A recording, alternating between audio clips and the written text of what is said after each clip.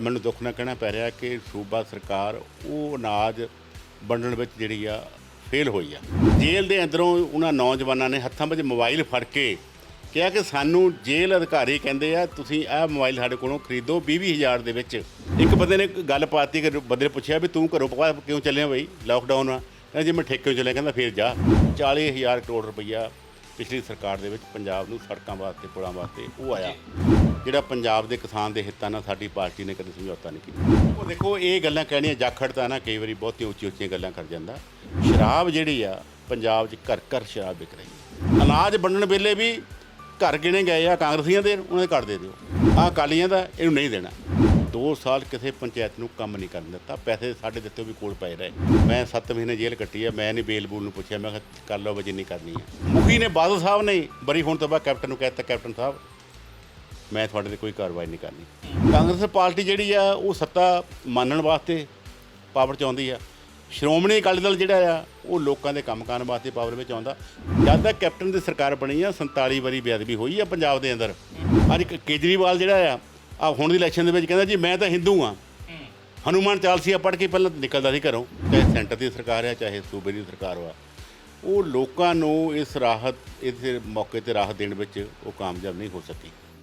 Corona virus ਦਾ ਦੌਰ ਜ਼ਰਾ ਜਿੰਨਾ ਘਟਿਆ ਏ ਤੇ ਪੰਜਾਬ ਦੀ ਸਿਆਸਤ ਨੇ ਗਰਮੀ ਫੜਨੀ ਸ਼ੁਰੂ ਕਰ ਦਿੱਤੀ ਹੈ। ਬਹੁਤ ਕੁਝ ਹੋ ਰਿਹਾ ਹੈ, ਉਥਲ-ਪੁਥਲ ਹੋ ਰਹੀ ਹੈ, ਸਰਕਾਰ ਦੀਆਂ ਨੀਤੀਆਂ ਦੀ ਆਲੋਚਨਾ ਹੋ ਰਹੀ ਹੈ, ਵਿਰੋਧੀ ਧਿਰ ਆਪਣੇ ਤਰੀਕੇ ਨਾਲ ਮੋਰਚੇ ਗੱਡ ਰਹੀ ਹੈ। ਅਕਾਲੀ ਦਲ ਵੱਲੋਂ ਆਪਣੀ ਸਿਆਸੀ ਮੁਹਿੰਮ ਨੂੰ ਭਖਾਇਆ ਜਾ ਰਿਹਾ। ਕੋਰ ਕਮੇਟੀ ਦਾ ਗਠਨ ਕਰ ਦਿੱਤਾ ਗਿਆ ਤੇ ਹੁਣ ਅਗਲੀ ਲੜਾਈ ਲੜਨ ਦੇ ਲਈ ਵਿਉਂਤਬੰਦੀਆਂ ਘੜੀਆਂ ਜਾ ਰਹੀਆਂ ਨੇ। ਇਸ ਸਭ ਦੇ ਦਰਮਿਆਨ ਬਹੁਤ ਕੁਝ ਹੋ ਵਾਪਰ ਰਿਹਾ ਹੈ ਜਿਹੜਾ ਸਿਆਸਤ ਨੂੰ ਹੋਰ ਮਘਾ ਵੀ ਰਿਹਾ ਆ ਤੇ ਤਿੱਖਾ ਵੀ ਕਰ ਰਿਹਾ ਹੈ। ਸੋ ਬਹੁਤ ਸਾਰੇ ਨੁਕਤੇ ਨੇ ਪੰਜਾਬ ਦੇ ਨਾਲ ਸੰਬੰਧਿਤ, ਉਹਨਾਂ ਨੁਕਤਿਆਂ ਦੇ ਉੱਤੇ ਗੱਲਬਾਤ ਕਰਾਂਗੇ। ਇਸ ਵੇਲੇ ਸਾਡੇ ਨਾਲ ਮੌਜੂਦ ਨੇ ਸਾਬਕਾ ਕੈਬਨਿਟ ਮੰਤਰੀ ਸੋਹਣ ਸਿੰਘ ਠੰਡਲ ਜੀ। ਠੰਡਲ ਸਾਹਿਬ, ਸਭ ਤੋਂ ਪਹਿਲਾਂ ਤਾਂ ਟੀਵੀ ਪੰਜਾਬ ਤੇ ਤੁਹਾਨੂੰ ਜੀ ਆਇਆਂ ਕਹਿੰਦੇ ਆ। ਬਹੁਤ ਧੰਨਵਾਦ ਤੁਹਾਡਾ ਔਰ ਸਾਰੇ ਦਰਸ਼ਕ ਵੀਰਾਂ ਦਾ। ਮੈਂ ਆਪਣੇ ਵੱਲੋਂ ਤੁਹਾਨੂੰ ਜੀ ਆਇਆਂ ਦਾ ਧੰਨਵਾਦ ਕਰਦਾ। ਠੰਡਲ ਸਾਹਿਬ, ਇਸ ਵੇਲੇ ਪੰਜਾਬ ਦੀ ਸਿਆਸਤ ਦੀ ਗੱਲ ਕਰ ਲਈਏ ਤੇ ਗਰਮੀ ਫੜੀ ਹੈ। ਕਰੋਨਾ ਦੇ ਕੇਸ ਭਾਵੇਂ ਵੱਧ ਰਿਹਾ ਪਰ ਮੈਨੂੰ ਲੱਗਦਾ ਕਿ ਉਹਦੇ ਨਾਲੋਂ ਕਿਤੇ ਜ਼ਿਆਦਾ ਇਸ ਵੇਲੇ ਸਿਆਸੀ ਗਹਿਮਾ ਗਹਿਮੀ ਜਿਹੜੀ ਆ ਉਹ ਜ਼ਿਆਦਾ ਹੋ ਰਹੀ ਹੈ। ਚਾਹੇ ਅਕਾਲੀ ਦਲ ਵੱਲੋਂ DC ਦਫ਼ਤਰਾਂ ਦੇ ਅੱਗੇ ਧਰਨੇ ਪ੍ਰਦਰਸ਼ਨ ਕਰਨ ਜਾਂ ਮੈਮੋਰੈਂਡਮ ਦੇਣ ਦੀ ਗੱਲ ਕਰ ਲਈਏ, ਸਰਕਾਰ ਦੀ ਗੱਲ ਕਰ ਲਈਏ ਤੇ ਸਰਕਾਰ ਦੇ ਵਿੱਚ ਬਹੁਤ ਸਾਰੀਆਂ ਗੱਲਾਂ ਚੱਲਦੀਆਂ ਪਈਆਂ ਕਰੋਨਾ ਨੂੰ ਲੈ ਕੇ। ਨੀਤੀਆਂ ਗਲਤ ਕੀ ਤੇ ਸਹੀ ਕੀ ਉਹ ਸਾਰਾ ਕੁਝ ਚੱਲਦਾ ਪਿਆ ਤੇ ਬਾਕੀ ਧਿਰਾਂ ਵੀ ਆਪਣੇ ਆਪਣੇ ਤਰੀਕੇ ਦੇ ਨਾਲ ਕੁਝ ਨਾ ਕੁਝ ਵਿਉਂਤਬੰਦੀ ਜ਼ਰੂਰ ਕੱਢ ਰਹੀਆਂ ਨੇ। ਲੱਗਦਾ ਹੈ ਕਿ ਜਿੰਨੀ ਸਿਆਸਤ ਭਖ ਗਈ ਹੈ ਇਸ ਦੌਰ ਦੇ ਵਿੱਚ ਇੱਕਦਮ, ਇਹਦੇ ਮੁਕਾਬਲਤਨ ਕਰੋਨਾ ਦਾ ਤੇ ਲੋਕਾਂ ਦਾ ਜ਼ਿਆਦਾ ਫਿਕਰ ਹੋਣਾ ਚਾਹੀਦਾ ਸੀਗਾ ਸਿਆਸਤ ਕਰਨ ਦੀ ਬਜਾਏ ਸਾਰੀਆਂ ਧਿਰਾਂ ਦੇ ਲਈ। ਦੇਖੋ ਇਹ ਜਿਹੜਾ ਸਮਾਂ ਆ ਇਹ ਵਾਕਿਆ ਹੀ ਸਾਰੇ ਵਰਲਡ ਲਈ ਬੜਾ ਭਿਆਨਕ ਸਮਾਂ ਆ। ਸਾਰੀ ਦੁਨੀਆ ਜਿਹੜੀ ਆ ਵੱਡੇ ਵੱਡੇ ਕੰਟਰੀ ਕਰੋਨਾ ਦੀ ਲਪੇਟ ਵਿੱਚ ਆਏ ਆ। ਉਹ ਬਹੁਤ ਸਾਰੀਆਂ ਲੱਖਾਂ ਦੀ ਗਿਣਤੀ ਵਿੱਚ ਜਿਹੜੀਆਂ ਕੀਮਤੀ ਜਾਨਾਂ ਉਹ ਚਲ ਗਈਆਂ। ਹਿੰਦੁਸਤਾਨ ਦੇ ਵਿੱਚ ਵੀ ਜਿਹੜੀ ਗਿਣਤੀ ਦਿਨ ਦਿਨ ਵੱਧ ਰਹੀ ਆ ਔਰ ਅਸੀਂ ਵਰਲਡ ਦੇ ਵਿੱਚ ਨੰਬਰ 4 'ਤੇ ਇਸ ਵੇਲੇ ਖੜ੍ਹੇ ਹਾਂ। ਰਾਹਤ ਦੀ ਗੱਲ ਇਹ ਹੈ ਕਿ ਜਿਹੜੀ ਡੈਥ ਰੇਟ ਆ ਸਾਡਾ ਉਹ ਬਾਕੀ ਕੰਟਰੀਆਂ ਨਾਲੋਂ ਉਹ ਘੱਟ ਆ। ਜਿਹੜੇ ਅਸੀਂ ਪੰਜਾਬ ਦੀ ਗੱਲ ਕਰਦੇ ਹਾਂ, ਪੰਜਾਬ ਦੇ ਵਿੱਚ ਵੀ ਜਿਹੜੀ ਉਹ ਰਾਹਤ ਆ ਉਹਦੇ ਵਿੱਚ ਮੈਂ ਸਮਝਦਾ ਕਿ ਜਦੋਂ ਅਸੀਂ ਸਰਕਾਰਾਂ ਦੀ ਗੱਲ ਕਰਦੇ ਹਾਂ, ਬੇਸ਼ੱਕ ਇਹ ਬਿਮਾਰੀ ਨਵੀਂ ਸੀ, ਸਰਕਾਰਾਂ ਇਹਦੇ ਵਾਸਤੇ ਬਿਲਕੁਲ ਅਵੇਅਰ ਨਹੀਂ ਸੀਗੀਆਂ। ਕੋਈ ਵੈਂਟੀਲੇਟਰ ਨਹੀਂ ਸੀਗੇ, ਕੋਈ ਆਪਣੇ ਡਾਕਟਰਾਂ ਲਈ ਸਟਾਫ ਵਾਸਤੇ, ਕੋਈ ਪਹਿਨਣ ਵਾਸਤੇ ਕੋਈ ਸੇਫਟੀ ਦਾ ਨਹੀਂ ਸੀਗਾ। ਇਹ ਯਕਦਮ ਜਦੋਂ ਕੇਸ ਆਏ ਆ ਤੇ ਸਰਕਾਰਾਂ ਸਾਰੀਆਂ ਜਿਹੜੀਆਂ ਲੜਖੜਾ ਗਈਆਂ। ਇਹਦੇ ਵਿੱਚ ਸਭ ਤੋਂ ਵੱਡਾ ਜਿਹੜਾ ਆ ਜਿੱਥੇ ਮੈਂ ਕਹਿ ਸਕਦਾ ਕਿ ਜਾਨਾਂ ਤਾਂ ਪੰਜਾਬ 'ਚ ਘੱਟ ਗਈਆਂ ਪਰ ਆਰਥਿਕ ਤੌਰ 'ਤੇ ਲੋਕਾਂ ਦਾ ਬਹੁਤ ਵੱਡਾ ਨੁਕਸਾਨ ਹੋ ਗਿਆ। ਜਿਹੜਾ ਬੰਦਾ ਹਰ ਰੋਜ਼ ਆਪਣਾ ਕੰਮ ਕਰਦਾ ਰੋਟੀ ਖਾਂਦਾ ਸੀ, ਗਰੀਬ ਸੀ ਜਾਂ ਕਾਰੋਬਾਰੀ ਸੀ, ਉਹ ਬਿਲਕੁਲ ਉਹਦਾ ਕੰਮ ਬੰਦ ਹੋ ਗਿਆ। ਔਰ ਸਰਕਾਰ ਬੇਸ਼ੱਕ ਦਾਅਵੇ ਕਰਦੀ ਆ, ਮੈਂ ਤਾਂ ਇਹ ਵੀ ਕਹਾਂਗਾ ਚਾਹੇ ਸੈਂਟਰ ਦੀ ਸਰਕਾਰ ਆ ਚਾਹੇ ਸੂਬੇ ਦੀ ਸਰਕਾਰ ਵਾ, ਉਹ ਲੋਕਾਂ ਨੂੰ ਇਸ ਮੌਕੇ 'ਤੇ ਰਾਹਤ ਦੇਣ ਵਿੱਚ ਉਹ ਕਾਮਯਾਬ ਨਹੀਂ ਹੋ ਸਕੀ। ਇਹੀ ਕਾਰਨ ਹੈ ਕਿ ਵੱਡੀ ਗਿਣਤੀ ਵਿੱਚ ਜਿਹੜਾ ਸਾਡਾ ਇੱਥੇ ਦਾ ਲੇਬਰ ਸੀ ਉਹ ਇੱਥੋਂ ਮੁੜ ਕੇ ਪੰਜਾਬ ਤੋਂ ਬਾਹਰ ਗਈ ਆ, ਯੂਪੀ ਨੂੰ, ਬਿਹਾਰ ਨੂੰ, ਜਿੱਥੇ ਵੀ ਉਹਨੇ ਜਾਣਾ ਸੀ। ਔਰ ਬੜੇ ਭਿਆਨਕ ਦ੍ਰਿਸ਼ ਜਿਹੜੇ ਦੇਖਣ ਨੂੰ ਮਿਲੇ ਆ। ਕਈ ਬੰਦਿਆਂ ਦੀਆਂ ਮੌਤਾਂ ਹੋ ਗਈਆਂ, ਸੁਸਾਈਡ ਕਰ ਲਿਆ, ਭੁੱਖਮਰੀ ਦਾ ਸ਼ਿਕਾਰ ਹੋਏ ਆ। ਜਦ ਕਿ ਸੂਬੇ ਦੇ ਵਿੱਚ ਅਨਾਜ ਦੀ ਕੋਈ ਕਮੀ ਨਹੀਂ, ਅਨਾਜ ਦੇ ਭੰਡਾਰ ਭਰੇ ਪਏ ਆ। ਉਹਨਾਂ ਤੱਕ ਕਿਤੇ ਨਾ ਕਿਤੇ ਰਾਹਤ ਨਹੀਂ ਮਿਲੀ। ਦੁੱਖ ਇਸ ਗੱਲ ਦਾ ਵੀ ਆ ਕਿ ਜਿਹੜੀ ਰਾਹਤ ਸੈਂਟਰ ਨੇ ਭੇਜੀ ਆ, ਸੈਂਟਰ ਨੇ ਵੀ ਜਿਹੜੀ ਆ ਉਹ ਵੱਖ-ਵੱਖ ਸੂਬਿਆਂ ਨੂੰ, ਜਾਂ ਇਹ ਕਹਿ ਲਓ ਕਿ 80 ਕਰੋੜ ਬੰਦਾ ਉਹਨੇ ਹਿੰਦੁਸਤਾਨ ਦਾ ਲਿਆ ਕਿ ਜਿਹਨੂੰ ਅਸੀਂ ਰਾਹਤ ਦੇਣੀ ਆ। 1.5 ਕਰੋੜ ਬੰਦਾ ਪੰਜਾਬ ਦੇ ਨੂੰ ਰਾਹਤ ਭੇਜੀ ਆ, ਕਣਕ ਭੇਜੀ, ਦਾਲ ਭੇਜੀ ਆ। ਪਰ ਮੈਨੂੰ ਦੁੱਖ ਨਾਲ ਕਹਿਣਾ ਪੈ ਰਿਹਾ ਕਿ ਸੂਬਾ ਸਰਕਾਰ ਉਹ ਅਨਾਜ ਵੰਡਣ ਵਿੱਚ ਜਿਹੜੀ ਆ ਫੇਲ ਹੋਈ ਆ। ਲੋਕ ਅੱਜ ਵੀ ਰੌਲਾ ਪਾ ਰਹੇ ਆ ਕਿ ਨੀਲੇ ਕਾਰਡ ਕੱਟ ਹੋ ਗਏ, ਸਾਨੂੰ ਕਿਉਂ ਨਹੀਂ ਮਿਲਿਆ। ਜੇ ਕਿਸੇ ਦਾ ਕਾਰਡ ਹੈਗਾ ਵੀ ਆ 5 ਮੈਂਬਰ ਵਾ, ਇਹ 3 ਨੂੰ ਮਿਲ ਗਏ, 2 ਦੇ ਨਾਂ ਕੱਟ ਹੋ ਗਏ। ਸੋ ਕਿਤੇ ਨਾ ਕਿਤੇ ਇਸ ਔਖੀ ਘੜੀ ਦੇ ਵਿੱਚ ਸਰਕਾਰਾਂ ਜਿਹੜੀਆਂ ਆ ਉਹ ਕੁਝ ਨਹੀਂ ਕਰ ਸਕੀਆਂ।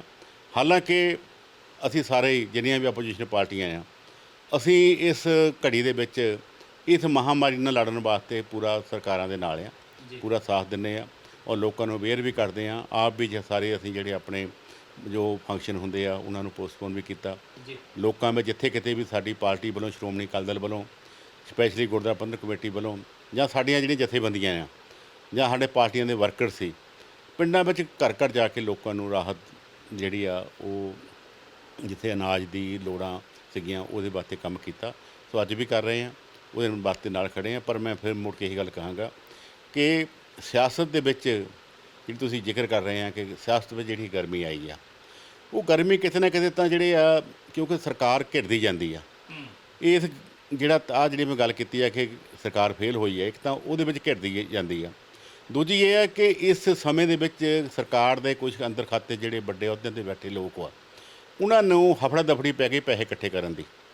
ਅੱਜ ਵੱਡੇ ਵੱਡੇ ਘਪਲੇ ਜਿਹੜੇ ਆ, ਰੈਵਨਿਊ ਚਾਹੇ ਐਕਸਾਈਜ਼ ਦਾ ਆ, 5500 ਕਰੋੜ ਦਾ ਜਿਹੜਾ ਰੈਵਨਿਊ ਆ ਉਹ ਸਾਹਮਣੇ ਆ ਗਿਆ। ਕਿਤੇ ਬੀਜ ਘਟਾਲੇ ਸਾਹਮਣੇ ਆ ਗਏ, ਕਿਤੇ ਮਾਈਨਿੰਗ ਦਾ ਕੰਮ ਸਾਹਮਣੇ ਆ ਗਿਆ। ਔਰ ਇਹ ਜਿਹੜੀਆਂ ਸਾਰੀਆਂ ਗੱਲਾਂ ਇਹ ਅਸੀਂ ਨਹੀਂ ਕਹੀਆਂ, ਨਾ ਪਬਲਿਕ ਨੇ ਕਹੀਆਂ, ਇਹ ਕਹੀਆਂ ਕਿਹਨਾਂ ਲੋਕਾਂ ਨੇ।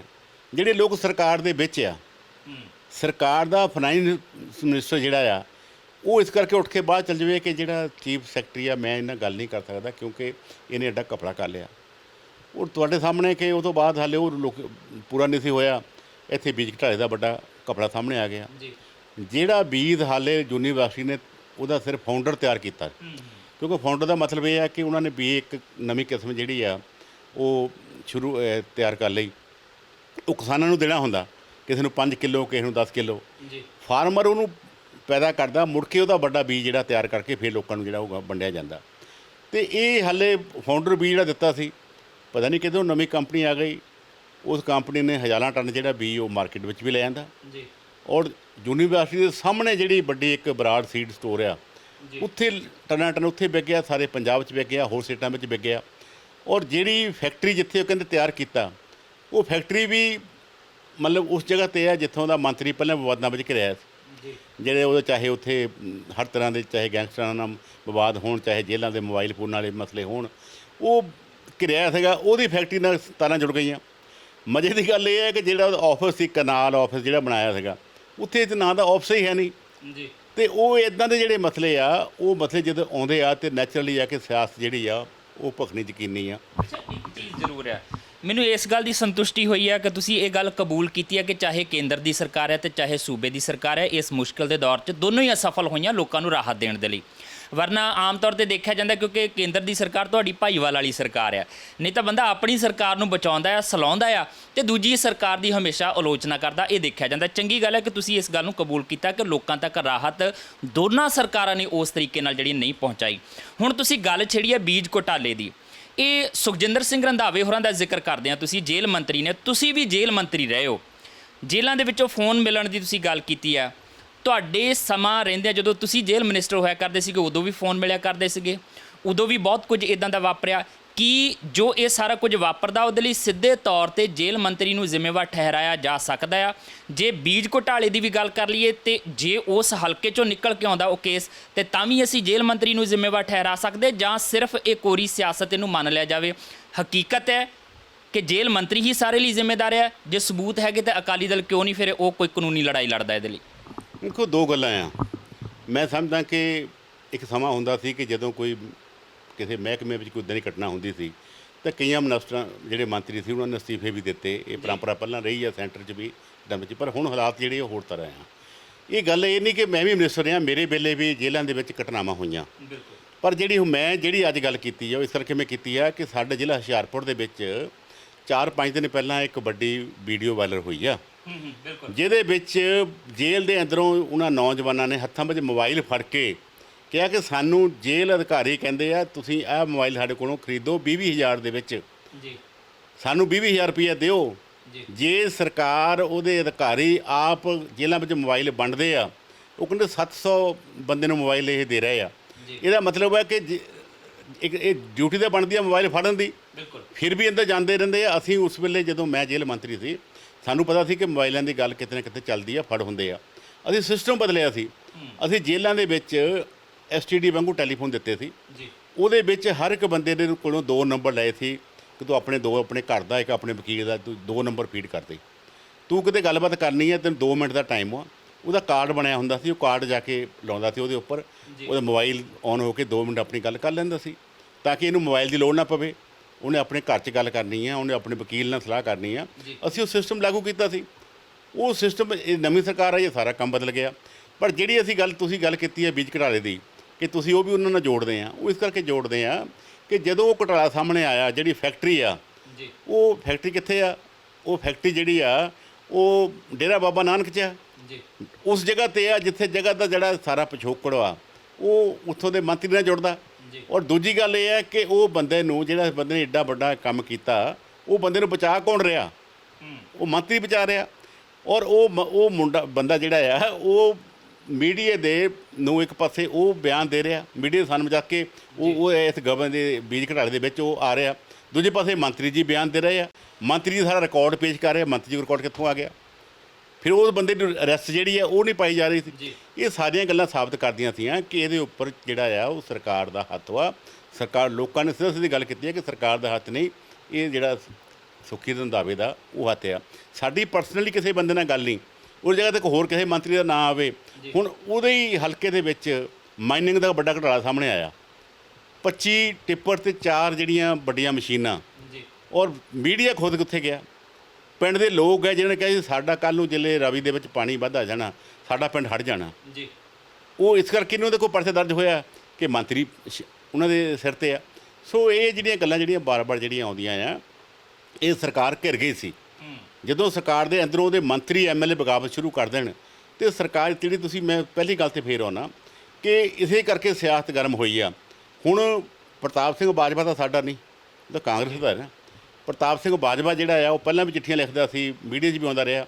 ਹੁਣ ਉਹਨੇ ਬੜਾ ਸਪਸ਼ਟ ਕਿਹਾ, ਇਹਨੇ ਤਾਂ ਕਹਿੰਦਾ ਨਾ ਵੀ 4-5 ਮੰਤਰੀਆਂ ਦੇ ਚਿਹਰੇ ਬਦਲਾਂਗੇ, ਆ ਰਹੀ ਹੈ ਗੱਲ।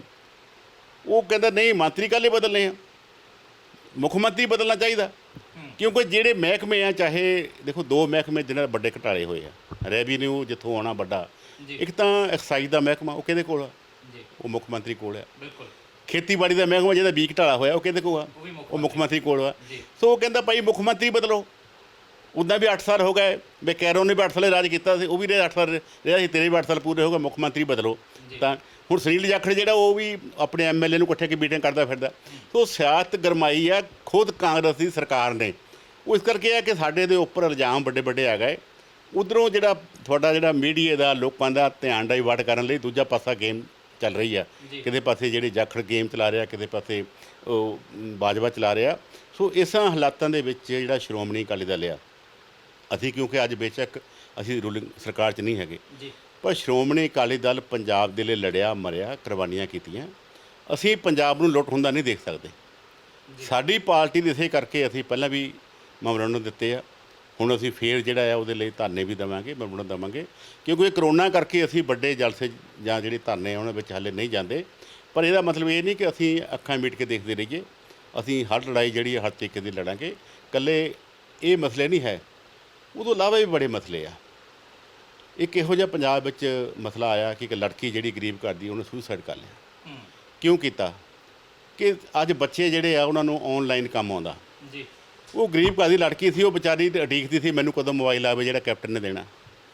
ਉਹਨੂੰ ਮੋਬਾਈਲ ਨਹੀਂ ਮਿਲਿਆ, ਉਹਦਾ ਹੋਮਵਰਕ ਨਹੀਂ ਸੀ ਆ ਰਿਹਾ, ਸੁਸਾਈਡ ਕਰ ਲਿਆ।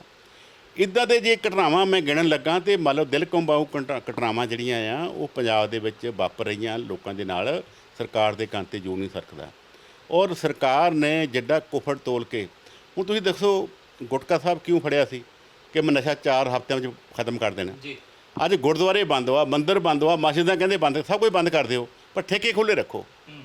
ਮੈਂ ਹੈਰਾਨ ਰਿਹਾ, ਮੁੱਖ ਮੰਤਰੀ ਸਾਹਿਬ ਨੇ ਪਿਛਲੇ ਹਫ਼ਤੇ ਜਿਹੜਾ ਵੀਕਐਂਡ 'ਤੇ ਲੋਕਡਾਊਨ ਜਿਹੜਾ ਕੀਤਾ, ਕਹਿੰਦੇ ਜੀ ਦੁਕਾਨਾਂ ਜਿਹੜੀਆਂ ਆ ਉਹ ਖੁੱਲ੍ਹੀਆਂ ਰਹਿਣਗੀਆਂ ਪਰ ਲੋਕ ਨਹੀਂ ਆਊਗੇ, ਪਰ ਸਿਰਫ ਠੇਕੇ 'ਤੇ ਜਾ ਸਕਦੇ ਆ। ਇੱਕ ਬੰਦੇ ਨੇ ਗੱਲ ਪਾਤੀ ਕਿ ਬੰਦੇ ਨੇ ਪੁੱਛਿਆ ਵੀ ਤੂੰ ਘਰੋਂ ਕਿਉਂ ਚੱਲਿਆ ਬਈ, ਲਾਕਡਾਊਨ ਆ। ਕਹਿੰਦਾ ਜੀ ਮੈਂ ਠੇਕੇ ਚੱਲਿਆ। ਕਹਿੰਦਾ ਫਿਰ ਜਾ, ਅਜੇ ਦੁੱਧ ਲੈਣ ਜਾਂਦਾ ਤਾਂ ਮੈਂ ਫਿਰ ਮੈਂ ਤੇਰੇ 'ਤੇ ਜੁਰਮਾਨਾ ਪੇਮੈਂਟ ਕਰ ਦੇਣਾ ਸੀ। ਹੈਡਲ ਸਾਹਿਬ, ਇਹ ਜਿਹੜੇ ਨੁਕਤੇ ਤੁਸੀਂ ਚੁੱਕੇ ਆ ਦਰੁਸਤ ਆ ਕਿ ਸਰਕਾਰ ਦੇ ਵਿੱਚ ਆ ਖਾਮੀਆਂ ਜਿਹੜੀਆਂ ਨਜ਼ਰ ਆਈਆਂ, ਔਰ ਉਹਨਾਂ ਦਾ ਧਿਆਨ ਮੇਰਾ ਖਿਆਲ ਹੈ ਕਿ ਲੈਣਾ ਬਣਦਾ ਆ। ਜਿਹੜੇ ਸੱਤਾ ਦੇ ਵਿੱਚ ਨਹੀਂ ਬੈਠੇ ਲੀਡਰ, ਸੱਤਾ ਤੋਂ ਬਾਹਰ ਨੇ, ਕੱਲ ਉਹਨਾਂ ਨੇ ਸੱਤਾ 'ਚ ਆਉਣਾ ਜਾਂ ਪਹਿਲਾਂ ਸੱਤਾ ਹੰਡਾਈ ਆ, ਉਹਨਾਂ ਦੀ ਜ਼ਿੰਮੇਵਾਰੀ ਬਣਦੀ ਹੈ ਕਿ ਜੇ ਸਰਕਾਰ ਜਿਹੜੀ ਆ ਉਹ ਠੀਕ ਕੰਮ ਨਹੀਂ ਕਰਦੀ ਤੇ ਉਹਦੇ ਉੱਤੇ ਕਿੰਤੂ ਪਰੰਤੂ ਕਰਨਾ, ਉਹਦੀਆਂ ਖਾਮੀਆਂ ਉਭਾਰ ਕੇ ਲੋਕਾਂ ਦੇ ਵਿੱਚ ਲੈ ਕੇ ਜਾਣੀਆਂ। ਵਿਰੋਧੀ ਧਿਰਾਂ ਦਾ ਇਹ ਪਹਿਲਾ ਫਰਜ਼ ਹੁੰਦਾ ਆ ਤੇ ਜ਼ਿੰਮੇਵਾਰੀ ਲੋਕ ਦਿੰਦੇ ਨੇ ਉਹਨਾਂ ਨੂੰ ਕਿ ਤੁਸੀਂ ਵਿਰੋਧੀ ਧਿਰ ਦੀ ਜ਼ਿੰਮੇਵਾਰੀ ਜਿਹੜੀ ਆ ਇਹ ਨਿਭਾਉਣੀ ਆ। ਪਰ ਜਦੋਂ ਟੁੱਟ ਭੱਜ ਦੀ ਗੱਲ ਕਰਦੇ ਆ, ਉੱਦਾਂ ਦੀ ਟੁੱਟ ਭੱਜ ਜਿਹੜੀ ਤੁਸੀਂ ਕਾਂਗਰਸ 'ਤੇ ਇਲਜ਼ਾਮ ਲਾ ਰਹੇ ਆ, ਉੱਦਾਂ ਦੀ ਟੁੱਟ ਭੱਜ ਇਸ ਵੇਲੇ ਅਕਾਲੀ ਦਲ ਦੇ ਵਿੱਚ ਵੀ ਚੱਲਦੀ ਪਈ ਆ। ਅਕਾਲੀ ਦਲ ਵੀ ਜਿਹੜਾ ਕਈ ਦਿਸ਼ਾਵਾਂ ਦੇ ਵਿੱਚ ਵੰਡਿਆ ਹੋਇਆ ਨਜ਼ਰ ਆਉਂਦਾ ਹੈ ਕਿ ਢੀਂਡਸਾ ਸਾਹਿਬ ਦਾ ਵੱਖਰਾ ਗਰੁੱਪ ਬਣ ਜਾਂਦਾ ਆ, ਟਕਸਾਲੀਆਂ ਦਾ ਵੱਖਰਾ ਧੁਰਾ ਬਣ ਜਾਂਦਾ। ਤੁਹਾਡੀ ਭਾਈਵਾਲ ਪਾਰਟੀ ਉਹ ਵੱਖਰੇ ਤਰੀਕੇ ਨਾਲ ਕਹਿੰਦੀ ਆ। ਮਦਨ ਮੋਹਨ ਮਿੱਤਲ ਹੋਰਾਂ ਦਾ ਬਿਆਨ ਆਉਂਦਾ, ਅਸੀਂ ਤਾਂ 59 ਸੀਟਾਂ ਕਹਿੰਦੇ ਡਿਸਾਈਡ ਵੀ ਕਰ ਲਈਆਂ ਕਿ ਕਿਹੜੀਆਂ-ਕਿਹੜੀਆਂ ਥਾਵਾਂ 'ਤੇ ਅਸੀਂ ਚੋਣ ਲੜਨੀਆਂ। ਉਹ ਸਾਰਾ ਕੁਝ ਤੁਹਾਡੀ ਪਾਰਟੀ ਦੇ ਵਿੱਚ ਵੀ ਚੱਲਦਾ, ਪਰ ਉਹ ਸਾਰੀਆਂ ਚੀਜ਼ਾਂ ਨੂੰ ਧਿਆਨ ਦੇ ਵਿੱਚ ਲਿਆ ਕੇ, ਕੇਂਦਰ ਦੇ ਵਿੱਚ ਲਿਆ ਕੇ ਕੰਮ ਕਰਨਾ ਬਣਦਾ ਸੀਗਾ ਇਸ ਮੌਕੇ 'ਤੇ, ਜਾਂ ਲੋਕ ਜਿਹੜੇ ਤਰਾਹ ਕਰ ਰਹੇ ਆ ਇਸ ਵੇਲੇ, ਜਿਨ੍ਹਾਂ ਨੂੰ ਕਈ ਤਰ੍ਹਾਂ ਦੀਆਂ ਮੁਸ਼ਕਲਾਂ ਦਾ ਸਾਹਮਣਾ ਕਰਨਾ ਪੈ ਰਿਹਾ, ਉਹਨਾਂ ਦੀ ਬਾਂਹ ਫੜਨੀ ਬਣਦੀ ਸੀਗੀ। ਦੇਖੋ, ਸ਼੍ਰੋਮਣੀ ਅਕਾਲੀ ਦਲ ਜਿਹੜਾ ਆ, ਸ਼੍ਰੋਮਣੀ ਅਕਾਲੀ ਦਲ ਠੀਕ ਹੈ, ਜਦੋਂ ਵੀ ਕੋਈ ਇਲੈਕਸ਼ਨਾਂ ਆਉਂਦੀਆਂ, ਜਿੱਦਾਂ ਦੇ ਮੁੱਦੇ ਉੱਠਦੇ ਆ, ਕਈ ਸੱਜਣ ਪਿੱਛੋਂ ਚਲੇ ਜਾਂਦੇ ਆ, ਪਰ ਇਹ ਪਾਰਟੀਆਂ ਕਦੇ ਜਿਹੜੀ ਆ ਇਹ ਖਤਮ ਨਹੀਂ ਹੁੰਦੀਆਂ। ਇਹਦੇ ਵਿੱਚ ਲੋਕ ਚਲੇ ਵੀ ਜਾਂਦੇ ਆ, ਲੋਕ ਆ ਵੀ ਜਾਂਦੇ ਆ। ਮੈਂ ਬਹੁਤਾ ਕਿਸੇ 'ਤੇ ਕਿੰਤੂ ਪ੍ਰੰਤੂ ਨਹੀਂ ਕਰਦਾ ਵੀ ਢੀਂਡਸਾ ਸਾਹਿਬ ਕੀ ਕਰ ਰਹੇ ਆ, ਬ੍ਰਹਮਪੁਰਾ ਸਾਹਿਬ ਕੀ ਕਰ ਰਹੇ ਆ, ਪਰ ਇੱਕ ਗੱਲ ਮੈਂ ਜ਼ਰੂਰ ਕਹਿਣੀ ਚਾਹੁੰਦਾ, ਇਹ ਹੁਣ ਬੰਦੇ ਜਿਹਨੇ ਸਾਰੀ ਜ਼ਿੰਦਗੀ ਸ਼੍ਰੋਮਣੀ ਅਕਾਲੀ ਦਲ ਦੇ ਵਿੱਚੋਂ ਵੱਡੇ ਵੱਡੇ ਅਹੁਦੇ ਲੈ ਕੇ ਮਾਣ ਹਾਸਲ ਕੀਤੇ ਆ, ਕਿਹੜਾ ਅਹੁਦਾ ਜਿਹੜਾ ਢੀਂਡਸਾ ਸਾਹਿਬ ਨੂੰ ਅਕਾਲੀ ਦਲ ਨੇ ਨਹੀਂ ਦਿੱਤਾ। ਜੀ, ਇਲੈਕਸ਼ਨਾਂ ਹਾਰਨ ਦੇ ਬਾਵਜੂਦ ਵੀ ਰਾਜ ਸਭਾ ਵਿੱਚ ਜਾਂਦੇ ਰਹੇ, ਸੈਂਟਰ ਦੇ ਵਜ਼ੀਰ ਵੀ ਬਣਦੇ ਰਹੇ, ਉਹਨਾਂ ਦਾ ਮੁੰਡਾ ਵੀ MLA ਬਣਦਾ ਰਿਹਾ, ਵਜ਼ੀਰ ਬਣਦਾ ਰਿਹਾ। ਪਿਛਲੀ ਵਾਰੀ ਆਪਣੇ ਜਵਾਈ ਨੂੰ ਵੀ ਟਿਕਟ ਦਵਾ ਲਈ। ਜੀ, ਅਕਾਲੀ ਦਲ ਕੀ ਉਸ ਵੇਲੇ ਅਕਾਲੀ ਦਲ ਮਾੜਾ ਚੰਗਾ ਸੀ? ਜੇ ਅੱਜ ਅਕਾਲੀ ਦਲ ਸਰਕਾਰ ਵਿੱਚ ਨਹੀਂ ਹੈ, ਅਸਲ ਕੀ ਆ, ਜੇ ਤਾਕਤ ਆ ਗਈ ਤਾਂ ਜੀ ਅਸੀਂ ਠੀਕ ਹਾਂ, ਜੇ ਨਹੀਂ ਆਈ ਤਾਂ ਫਿਰ ਨਹੀਂ ਜੀ, ਇਹ ਤਾਂ ਪ੍ਰਧਾਨ ਜ਼ਿੰਮੇਵਾਰ ਵਾ। ਜੀ, ਇਕੱਲੇ ਪ੍ਰਧਾਨ ਦੀ ਗੱਲ ਨਹੀਂ ਹੁੰਦੀ, ਜ਼ਿੰਮੇਵਾਰੀਆਂ ਜਾਂ ਤਾਂ ਇਹ ਕਹੋ ਵੀ ਜਦੋਂ ਅਕਾਲੀ ਦਲ ਤਾਂ 2 ਸਾਲ 1.5 ਸਾਲ ਸਰਕਾਰ ਚੱਲਦੀ ਸੀ, ਜੀ, ਇਹ ਸੁਖਬੀਰ ਸਿੰਘ ਬਾਦਲ ਸ਼੍ਰੋਮਣੀ ਅਕਾਲੀ ਦਲ ਜਦੋਂ ਇਹਦੀ ਕਮਾਂਡ ਸੰਭਾਲੀ ਆ ਤੇ 10 ਸਾਲ ਸਰਕਾਰ ਚੱਲੀ ਆ, ਇਤਿਹਾਸ ਨਵਾਂ ਪੈਦਾ ਹੋਇਆ। ਔਰ ਮੈਂ 20 ਸਾਲ MLA ਰਿਹਾ, 97 ਤੋਂ ਲੈ ਕੇ 17 ਤੱਕ। 20 ਸਾਲਾਂ ਦੇ ਵਿੱਚ 15 ਸਾਲ ਜਿਹੜੇ ਆ ਸ਼੍ਰੋਮਣੀ ਅਕਾਲੀ ਦਲ ਇਨ ਪਾਵਰ ਰਿਹਾ। ਜੀ, ਇਹ ਨਵਾਂ ਇਤਿਹਾਸ ਜਿਹੜਾ ਬਣਿਆ ਉਹ ਹੀ ਅਕਾਲੀ ਦਲ ਅੱਜ। ਉਹਨਾਂ ਸਾਰੇ 20 ਸਾਲਾਂ ਦੇ ਵਿੱਚ ਮੈਂ ਦੇਖਿਆ ਬ੍ਰਹਮਪੁਰਾ ਸਾਹਿਬ ਬਾਦਲ ਸਾਹਿਬ ਦੀ ਨਾਲ ਦੀ ਕੁਰਸੀ 'ਤੇ ਬੈਠਦੇ ਸੀ, CM ਦੇ ਸਾਹਿਬ, ਜੀ, ਉਹ ਸੀਨੀਅਰ ਲੀਡਰ ਸੀ। ਇੱਕ ਪਾਸੇ ਬ੍ਰਹਮਪੁਰਾ ਸਾਹਿਬ ਬੈਠਦੇ, ਇੱਕ ਪਾਸੇ ਜੇ ਆਪਣੇ ਢੀਂਡਸਾ ਸਾਹਿਬ ਵੇਚਦੇ ਸੀ। ਸੋ ਅੱਜ ਉਹ ਕਿਸੇ ਗੱਲੋਂ ਕੋਈ ਆਪਣੇ ਨਿੱਜੀ ਹਿੱਤਾਂ ਕਰਕੇ ਕੋਈ ਇੱਦਾਂ ਦੀ ਗੱਲ ਹੋ ਸਕਦੀ ਆ, ਪਰ ਜਿਹੜਾ ਸ਼੍ਰੋਮਣੀ ਅਕਾਲੀ ਦਲ ਅੱਜ ਵੀ ਮਜ਼ਬੂਤ ਹੋਆ। ਅੱਜ ਵੀ ਲੋਕ ਸ਼੍ਰੋਮਣੀ ਅਕਾਲੀ ਦਲ ਦੀ ਗੱਲ ਕਰਦੇ ਆ, ਔਰ ਲੋਕ ਯਾਦ ਕਰਦੇ ਆ ਸਾਡੇ ਜਿਹੜੇ ਪਿਛਲੇ 10 ਸਾਲ ਦੇ ਕੰਮ ਸੀ। ਹੁਣ ਤੁਸੀਂ ਮੇਰੇ ਅੱਜ ਪਿੰਡ 'ਚ ਆਏ ਆ, ਤੁਸੀਂ ਸੜਕਾਂ ਤੋਂ ਲੰਘ ਕੇ ਆਏ ਆ, ਮੈਂ ਨਹੀਂ ਕਹਿੰਦਾ, ਆਪਣੀ ਤੁਹਾਡੀ ਆਤਮਾ ਕਹਿੰਦੀ ਹੋਊਗੀ ਕਿ ਆਹ ਸੜਕਾਂ ਪੰਜਾਬ ਦੀਆਂ।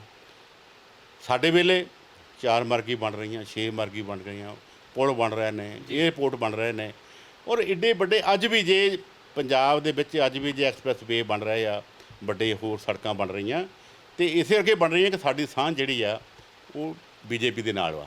ਉਹ ਗੜਕਰੀ ਜੀ ਦੀ ਸਾਂਝ ਜਿਹੜੀ ਆ ਉਹ ਸਾਰੇ ਲੋਕਾਂ ਨੂੰ ਪਤਾ ਕਿ ਸੁਖਬੀਰ ਬਾਦਲ ਜੀ ਨਾਲ ਉਹਨਾਂ ਨਾਲ ਕਿੰਨਾ ਪਿਆਰ ਵਾ। 40,000 ਕਰੋੜ ਰੁਪਈਆ ਪਿਛਲੀ ਸਰਕਾਰ ਦੇ ਵਿੱਚ ਪੰਜਾਬ ਨੂੰ ਸੜਕਾਂ ਵਾਸਤੇ, ਪੁਲਾਂ ਵਾਸਤੇ ਉਹ ਆਇਆ। ਹੁਣ ਵੀ ਥੋੜ੍ਹੀ ਜਿਹੀ ਗੱਲ ਰਹਿ ਗਈ ਸੀ, 4 ਗੁਰੂ ਘਰ ਜਾਂਦੇ ਜਿਹੜੇ ਉਹਨਾਂ ਨੂੰ ਜੋੜਨ ਵਾਸਤੇ ਐਕਸਪ੍ਰੈਸ ਵੇ ਨਾਲ ਉਹਨਾਂ ਨੇ ਮਨਜ਼ੂਰੀ ਜਿਹੜੀ ਆ ਉਹ ਦਿੱਤੀ ਆ। ਸੋ ਇਸ ਕਰਕੇ ਜਿਹੜੀ ਤੁਸੀਂ ਆਹ ਗੱਲ ਕਰਦੇ ਆ ਕਿ BJP ਦੇ ਕਈ ਬੰਦੇ ਕਹਿੰਦੇ ਜੀ ਅਸੀਂ ਸੀਟਾਂ ਵੀ ਵੰਡ ਲਈਆਂ, ਇਹ ਹੁਣ ਮੈਂ ਮਿੱਤਲ ਸਾਹਿਬ ਮੇਰੇ ਮਿੱਤਰ ਨੇ, ਮੈਂ ਅਸੀਂ ਇਕੱਠੇ ਪਹਿਲੀ ਸਰਕਾਰ ਵੇਲੇ, ਉਹ ਕੈਬਨਿਟ ਮੰਤਰੀ ਸੀ ਫੂਡ ਸਪਲਾਈ ਦੇ, ਮੈਂ ਸਟੇਟ ਮਿਨਿਸਟਰ ਸੀ ਫੂਡ ਸਪਲਾਈ ਦਾ, ਮੇਰੇ ਉਹਨਾਂ ਨਾਲ ਚੰਗੇ ਰਿਲੇਸ਼ਨ ਨੇ। ਪਰ ਹੁਣ ਦੁੱਖ ਹੋਇਆ ਕਿ ਉਹਦੀ ਪਾਰਟੀ ਨੇ ਫੈਸਲਾ ਕਰਤਾ ਵੀ ਮਿੱਤਲ ਸਾਹਿਬ ਗਾਹਾਂ ਇਲੈਕਸ਼ਨ ਨਹੀਂ ਲੜਨਗੇ। ਉਹ ਇਸ ਫੈਕਟਰ ਨਾਲ ਉਹਨਾਂ ਦੀ ਪਾਰਟੀ ਦਾ ਫੈਸਲਾ, ਸਾਡਾ ਨਹੀਂ ਕੋਈ ਇੱਦਾਂ ਦੀ ਕੋਈ ਗੱਲ ਨਹੀਂ। ਸ਼੍ਰੋਮਣੀ ਅਕਾਲੀ ਦਲ BJP ਦਾ ਜਿਹੜਾ ਅਲਾਇੰਸ ਵਾ ਇਹ ਬਿਲਕੁਲ ਪਹਿਲਾਂ ਵੀ ਸੀ, ਅੱਜ ਵੀ ਰਹੂਗਾ, ਇਹਦੇ ਵਿੱਚ ਕੋਈ ਇੱਦਾਂ ਦੀ ਗੱਲ ਨਹੀਂ। ਹਾਂ, ਬਾਕੀ ਕੋਈ ਸੀਟਾਂ ਦੀ ਗੱਲ ਵਾ, ਸਰਕਾਰ ਬਣਾਉਣ ਵੇਲੇ ਕੋਈ ਇਹ ਪਾਰਟੀਆਂ ਦੇ ਸੀਨੀਅਰ ਲੀਡਰਸ਼ਿਪ ਨੇ ਗੱਲ ਕਰਨੀ ਹੁੰਦੀ ਆ, ਉਹ ਕੋਈ ਸੀਟ ਬਦਲਣੀ ਚਾਹੁੰਦੇ ਆ, ਕੋਈ ਹੋਰ ਕਰਨੀ ਚਾਹੁੰਦੇ ਆ, ਕੋਈ ਗੱਲ ਨਹੀਂ, ਉਹ ਇਹ ਮਾਈਨਰ ਗੱਲਾਂ ਹੁੰਦੀਆਂ। ਉਹ ਪਾਰਟੀ ਟੁੱਟ ਭੱਜ ਦੀ ਗੱਲ ਕੀਤੀ ਸੀ, ਤਕਰੀਬਨ ਸਾਰੀਆਂ ਪਾਰਟੀਆਂ ਦੇ ਵਿੱਚ ਉਹ ਚੀਜ਼ਾਂ ਹੁੰਦੀਆਂ। ਆਮ ਆਦਮੀ ਪਾਰਟੀ ਦੇ ਵਿੱਚ ਵੀ ਟੁੱਟ ਭੱਜ ਜਿਹੜੀ ਆ ਉਹ ਚੱਲਦੀ ਆ, ਕਾਂਗਰਸ ਦੇ ਵਿੱਚ ਵੀ ਚੱਲਦੀ ਆ। ਤੁਸੀਂ ਗੱਲ ਕੀਤੀ ਪੰਜਾਬ ਦੇ ਮੁੱਦਿਆਂ ਦੀ ਕਿ ਪੰਜਾਬ ਦੇ ਲੋਕਾਂ ਦੇ ਨਾਲ ਪਾਰਟੀ ਤੁਹਾਡੀ ਖੜੀ ਆ, ਪੰਜਾਬ ਦੇ ਹਿੱਤਾਂ ਦੇ ਨਾਲ ਤੁਹਾਡੀ ਪਾਰਟੀ ਖੜੀ ਆ, ਔਰ ਸ਼੍ਰੋਮਣੀ ਅਕਾਲੀ ਦਲ ਦਾ ਸੁਨਹਿਰੀ ਇਤਿਹਾਸ ਹੈ। ਜਦੋਂ ਸ਼੍ਰੋਮਣੀ ਅਕਾਲੀ ਦਲ ਦਾ ਇਤਿਹਾਸ ਵੱਲ ਝਾਤ ਮਾਰੀਏ ਤੇ ਲੱਗਦਾ ਹੈ ਕਿ ਪੰਜਾਬ ਦੇ ਲਈ ਇਹ ਪਾਰਟੀ ਲੜੀ ਵੀ ਹੈ, ਪੰਜਾਬ ਦੇ ਲਈ ਕੁਰਬਾਨੀਆਂ ਵੀ ਦਿੱਤੀਆਂ। ਪਰ ਇੱਥੇ ਹੁਣ ਚਰਚਾ ਇਹ ਚੱਲਣ ਲੱਗ ਪਈ ਹੈ ਕਿ ਇਸ ਸਮੇਂ ਜਦੋਂ ਸੰਘੀ ਢਾਂਚੇ ਦੇ ਵਿੱਚ ਸੂਬਿਆਂ ਦੇ ਹੱਕ ਖੋਏ ਜਾ ਰਹੇ ਆ, ਜਦੋਂ ਘੱਟ ਗਿਣਤੀਆਂ ਦੇ ਉੱਤੇ ਦਬਾਅ ਵਧਾਇਆ ਜਾ ਰਿਹਾ ਹੈ, ਚਾਹੇ ਅਸੀਂ 370 ਧਾਰਾ ਖਤਮ ਕਰਨ ਦੀ ਗੱਲ ਕਰ ਲਈਏ ਤੇ ਉੱਥੇ ਜਿਹੜਾ ਆ ਉਹ ਅਕਾਲੀ ਦਲ ਦੀ ਵੋਟ ਜਿਹੜੀ ਆ ਉਹਨੂੰ ਖਤਮ ਕਰਨ ਦੇ ਵੱਲ ਜਾਂਦੀ ਹੈ। ਹੁਣ ਜਿਹੜਾ ਆ ਨਵੇਂ ਖੇਤੀ ਨੂੰ ਲੈ ਕੇ ਜਾਂ ਬਿਜਲੀ ਸੋਧ ਬਿੱਲ ਜਿਹੜੇ ਆ ਰਹੇ ਆ ਜਿਹਦੇ ਨਾਲ ਸੂਬਿਆਂ ਦੇ ਹੱਕ ਤਕਰੀਬਨ ਕੇਂਦਰ ਨੇ ਆਪਣੇ ਹੱਥਾਂ 'ਚ ਲੈ ਲੈਣੇ ਆ, ਉੱਥੇ ਵੀ ਜਿਹੜਾ ਅਕਾਲੀ ਦਲ ਆ ਹਾਂ ਦਾ ਨਾਰਾ ਨਹੀਂ ਮਾਰ ਰਿਹਾ, ਆਵਾਜ਼ ਨਹੀਂ ਬੁਲੰਦ ਕਰ ਰਿਹਾ, ਸਿਰਫ ਕਿਉਂਕਿ ਭਾਈਵਾਲ ਆ ਭਾਰਤੀ ਜਨਤਾ ਪਾਰਟੀ ਉਹ ਕੇਂਦਰ 'ਚ ਆ, ਇਸ ਕਰਕੇ ਚੁੱਪੀ ਵੱਟੀ ਬੈਠਾ ਆ। ਨਹੀਂ, ਮੈਂ ਸਮਝਦਾ ਜਿਹੜੀ ਤੁਸੀਂ ਗੱਲਾਂ ਕੀਤੀਆਂ ਨਾ ਬਾਕੀ ਗੱਲਾਂ ਚਿੰਤਾ ਵਾਲੀਆਂ। ਅਸੀਂ ਸਾਡਾ ਜਿਹੜਾ ਸੂਬਾ ਆ ਕਿਸਾਨੀ ਬੜਾ ਸੂਬਾ ਆ ਜੀ, ਔਰ ਕਿਸਾਨ ਜਿਹੜਾ ਆ ਪੰਜਾਬ ਦਾ ਉਹ ਦੇਸ਼ ਦਾ 50% ਤੋਂ ਵੱਧ ਅਨਾਜ ਪੈਦਾ ਕਰਦਾ, ਚਾਹੇ ਕਣਕ ਵਾ ਚਾਹੇ ਚਾਵਲ ਵਾ। ਔਰ ਅਸੀਂ ਕਦੇ ਵੀ ਜਿਹੜਾ ਪੰਜਾਬ ਦੇ ਕਿਸਾਨ ਦੇ ਹਿੱਤਾਂ ਨਾਲ ਸਾਡੀ ਪਾਰਟੀ ਨੇ ਕਦੇ ਸਮਝੌਤਾ ਨਹੀਂ ਕੀਤਾ ਜੀ। ਅਸੀਂ ਕੋਈ ਗੱਲ ਵੀ ਹੋਵੇ, ਤੁਸੀਂ ਅੱਜ ਦੇਖੋ ਜੋ ਅੱਜ ਪੰਜਾਬ ਦੇ ਕਿਸਾਨ ਨੂੰ ਕੋਈ ਰਾਇਤ ਮਿਲਦੀ ਆ ਕਿਸੇ ਕਿਸਮ ਦੀ ਵੀ ਆ ਜੀ, ਉਹ ਕਿਹਨੇ ਦਿੱਤੀ ਆ? ਸ਼੍ਰੋਮਣੀ ਅਕਾਲੀ ਦਲ ਨੇ। ਇਹ ਤਾਂ ਪਿਛਲੀ ਸਰਕਾਰ ਵੇਲੇ ਵੀ ਬਿਜਲੀ ਦੇ ਬਿੱਲ ਲਾਉਣ ਨੂੰ ਤਿਆਰ ਹੋ ਗਏ ਸੀ। ਹੁਣ ਫੇਰ ਗੱਲ ਹੋ ਗਈ ਬਿਜਲੀ ਬਿੱਲ ਬਈ ਮੀਟਰ ਲਾ ਦਿਓ ਜੀ, ਬਿੱਲ ਲੈ ਲਓ ਤੇ ਅਸੀਂ ਜਿਹੜੀ ਆ ਇਹਨਾਂ ਦੇ ਪੈਸੇ ਜਿਹੜੇ ਆ ਬੋੜੇ ਖਾਤੇ 'ਚ ਪਾਵਾਂਗੇ। ਉਹ ਕੇਂਦਰ ਸਰਕਾਰ ਨੇ ਸ਼ਰਤ ਲਾਈ। ਨਹੀਂ, ਮੇਰੀ ਤੁਸੀਂ ਗੱਲ ਉਹਨੇ ਸ਼ਰਤ ਨਹੀਂ ਸੀ ਲਾਈ। ਇਹ ਸਾਡੇ ਵੇਲੇ ਵੀ ਪਹਿਲਾਂ ਸਾਨੂੰ ਲੈਟਰ ਆਈ ਸੀ, ਅਸੀਂ ਜਿਹੜੇ ਉਹਨੂੰ ਕਿਹਾ ਸੀ ਕਿ ਸਾਨੂੰ ਤੁਸੀਂ ਵੱਧ ਪੈਸੇ ਦਿਓ ਸਟੇਟ ਨੂੰ। ਉਹਨੇ ਕਿਹਾ ਸੀ ਵੀ ਤੁਹਾਡੇ ਕੋਲ ਪੈਸੇ ਦੀ ਕੀ ਕਮੀ ਆ, ਤੁਸੀਂ ਤਾਂ ਫ੍ਰੀ ਤਾਂ ਬਿਜਲੀ ਦੇਈ ਜਾਂਦੇ ਆ। ਉਹ ਸਾਡੀ ਮਰਜ਼ੀ ਆ ਸਟੇਟ ਗਵਰਨਮੈਂਟ ਦਾ, ਅਸੀਂ ਉਹ ਕਰੀਏ ਮੰਨੀਏ ਚਾਹੇ ਨਾ ਮੰਨੀਏ। ਇਹ ਕੋਈ ਇਹਦੀ ਉਹਨਾਂ ਕਰਕੇ ਇਹ ਲਾਉਣਾ ਚਾਹੁੰਦੇ ਆ, ਇਹ ਤਾਂ ਸਿਰਫ ਬਹਾਨਾ ਢੋਲਦੇ ਸੀ। ਕਿਉਂਕਿ ਜਿਹੜੇ ਫਾਈਨਾਂਸ ਮਿਨਿਸਟਰ ਆ ਮਨਪ੍ਰੀਤ ਜੀ, ਉਹ ਪਹਿਲਾਂ ਵੀ ਕਹਿੰਦੇ ਸੀ ਜੀ ਵੀ ਲਾਓ ਬਿੱਲ, ਮੈਂ ਨਹੀਂ ਚੱਲ ਸਕਦਾ। ਇਹ ਮੰਨ ਲਿਆ ਜਾਵੇ ਕਿ ਜਿਹੜਾ ਇਸ ਵਾਰ ਕਰੋਨਾ ਦੇ ਦੌਰ ਦੇ ਵਿੱਚ ਕੇਂਦਰ ਸਰਕਾਰ ਨੇ ਕਿਹਾ ਹੈ ਕਿ ਤੁਹਾਡੀ GDP ਤੋਂ ਵੱਧ ਕਰਜ਼ਾ ਤੁਹਾਨੂੰ ਤਾਂ ਦਿੱਤਾ ਜਾਏਗਾ ਜੇ ਜਿਹੜਾ ਆ ਤੁਸੀਂ ਆ ਬਿਜਲੀ ਸੋਧ ਬਿੱਲ ਜਾਂ ਜਿਹੜੇ ਸਾਡੇ ਆਰਡੀਨੈਂਸ ਆਏ ਆ ਇਹਨਾਂ ਨੂੰ ਤੁਸੀਂ ਕਬੂਲ ਕਰਦੇ ਹੋ। ਇਹ ਕੇਂਦਰ ਸਰਕਾਰ ਵੱਲੋਂ ਇਦਾਂ ਦੀ ਕੋਈ ਸ਼ਰਤ ਨਹੀਂ ਲਾਈ ਗਈ ਜੀ ਤੁਹਾਡੇ ਕਹਿਣ ਦੇ ਮੁਤਾਬਕ? ਨਹੀਂ, ਦੇਖੋ ਉਹਨਾਂ ਦੀ ਲੈਟਰ ਆਈ ਆ, ਇਹ ਲੈਟਰ ਪਹਿਲਾਂ ਵੀ ਆਉਂਦੀਆਂ ਰਹਿੰਦੀਆਂ ਸੀ। ਇਹ ਮੈਂ ਉੱਦੇ ਕਿਹਾ ਕਿ ਇਹ ਸਾਡਾ ਸਟੇਟ ਦਾ ਅਧਿਕਾਰ ਆ, ਅਸੀਂ ਉਹ ਗੱਲ ਨੂੰ ਮੰਨੀਏ ਚਾਹੇ ਨਾ ਮੰਨੀਏ। ਜਿਹੜੀਆਂ ਅਸੀਂ ਸਟੇਟ ਨੇ ਆਪਣੇ ਲੋਕਾਂ ਨੂੰ ਕੋਈ ਬੈਨੀਫਿਟ ਦੇਣੇ ਆ, ਆਪਣੇ ਫਾਰਮਰ ਨੂੰ ਕੋਈ ਦੇਣੇ, ਕਿਉਂਕਿ ਅਸੀਂ ਜਿਹੜਾ ਰੇਟ ਵਾ ਅਸੀਂ ਫਿਕਸ ਨਹੀਂ ਕਰਦੇ, ਉਹ ਸੈਂਟਰ ਗਵਰਨਮੈਂਟ ਕਰਦੀ ਆ। ਅਸੀਂ ਆਪਣਾ ਕਿਸਾਨ ਨੂੰ ਬਚਾਉਣਾ, ਉਹਦੇ ਵਾਸਤੇ ਅਸੀਂ ਬਿਜਲੀ ਦੇ ਜਿਹੜੀ ਉਹਨਾਂ ਨੂੰ ਮਾਫੀ ਦਿੱਤੀ ਸੀ। ਇਸ ਕਰਕੇ ਹੁਣ ਵੀ ਜਿਹੜੀ ਮੌਜੂਦਾ ਸਰਕਾਰ ਆ ਪੰਜਾਬ ਦੀ, ਉਹ 'ਤੇ ਕੋਈ ਇਸ ਚੀਜ਼ ਦੇ ਕੋਈ ਨਹੀਂ ਹੈਗਾ ਕਿ ਉਹ ਜੀ ਬਿੱਲ ਲਾਓ ਤਾਂ ਉਹਨਾਂ ਨੂੰ ਕਰਜ਼ਾ ਮਿਲਣਾ। ਅਸੀਂ ਜਿਹੜਾ ਲੋਨ ਲੈਣਾ ਆ ਅਸੀਂ ਉਹਦੇ ਅਕੋਰਡਿੰਗਲੀ ਆਪਣੇ ਜਿੰਨੇ ਬਣਦੀ ਆ, ਅਸੀਂ 3% ਜਾਂ 4% ਉਹ ਅਸੀਂ ਲੈ ਸਕਦੇ ਹਾਂ। ਉਹ ਕੋਈ ਸਾਡੇ ਕੋਈ ਰੁਕਾਵਟ ਨਹੀਂ। ਇਹ ਸਿਰਫ ਕਿਉਂਕਿ ਆਪਣੀ ਨੀਅਤ ਸਾਫ਼ ਨਹੀਂ ਸੀ ਗੱਲ ਕਰ ਰਿਹਾ ਸੀ। ਹੁਣ ਜਿਹੜੇ ਵੱਡਾ ਇਸ਼ੂ ਜਿਹੜਾ ਮੈਂ ਤੁਹਾਨੂੰ ਦੱਸਦਾ, ਇਸ ਵੇਲੇ ਕਾਂਗਰਸ ਕੀ ਇਸ਼ੂ ਨੂੰ ਉਭਾਰ ਰਹੀ ਆ, ਉਹ ਉਭਾਰ ਤੇ ਸਿੱਖ ਰਹੀ ਹੈ ਕਿ ਸਾਡੀਆਂ ਨਾਕਾਮੀਆਂ 'ਤੇ ਮਿੱਟੀ ਪੈ ਜਾਏ। ਦੇਖੋ ਜੀ, ਸੈਂਟਰ ਨੇ ਕਹਿ ਦਿੱਤਾ ਅਸੀਂ ਤਾਂ ਜੀ ਗਾਹਾਂ ਜਿਹੜੀ ਆ ਇਹ ਜਿਹੜੀ ਖਰੀਦ ਕੀਮਤ ਵਾ ਉਹ ਨਹੀਂ ਚਾਹੀਦੀ, MSP ਜਿਹੜੀ ਨਹੀਂ ਚਾਹੀਦੀ। ਉਹਦੇ ਲਈ ਸਾਡੇ ਜਿਹੜੇ ਮੰਤਰੀ ਬੀਬਾ ਹਰਸਿਮਰਤ ਕੌਰ ਬਾਦਲ ਆ, ਇਹਨਾਂ ਨੇ ਜਾ ਕੇ ਗੱਲ ਕਰਕੇ ਔਰ ਜਿਹੜਾ ਦੇਸ਼ ਦਾ ਜਿਹੜਾ ਮਿਨਿਸਟਰ ਆ ਉਹਨੇ ਆਪ ਬਿਆਨ ਦਿੱਤਾ 2-3 ਵਾਰੀ, ਮੀਡੀਆ ਨੇ ਉਹਨਾਂ ਨਾਲ ਸਵਾਲ ਜਵਾਬ ਵੀ ਕੀਤੇ ਆ। ਉਹਨੇ ਬਿਲਕੁਲ ਸਪਸ਼ਟ ਕੀਤੀ ਹੈ ਗੱਲ ਕਿ ਜਿਹੜਾ MSP ਆ ਬਿਲਕੁਲ ਰਹੂਗਾ, ਇਹ ਬਿਲਕੁਲ ਬੰਦ ਨਹੀਂ ਕੀਤਾ ਜਾਊਗਾ। ਔਰ ਸੈਂਟਰ ਨੇ ਦੇਖੋ ਸਾਡੇ ਕਿਸਾਨ ਨੂੰ ਵੀ ਹੁਣ ਪਤਾ ਲੱਗ ਗਿਆ ਇਸ ਗੱਲ ਦਾ, ਜਿੰਨੀ ਉਹਦੀ ਲਾਗਤ ਆ ਕਿਸੇ ਚੀਜ਼ 'ਤੇ, ਚਾਹੇ ਪੈਡੀ 'ਤੇ ਆਪਣੇ ਰਾਈਸ ਦੀ ਆ, ਝੋਨੇ ਦੀ ਆ, ਕਣਕ ਦੀ ਆ, ਉਹਦੀ ਲਾਗਤ ਦਾ ਡੇਢਾ ਜਿਹੜਾ ਰੇਟ ਆ ਉਹ ਪਿਛਲੇ 1 ਸਾਲ ਤੋਂ ਸਾਨੂੰ ਜਿਹੜਾ ਉਹਨੂੰ ਮਿਲਦਾ।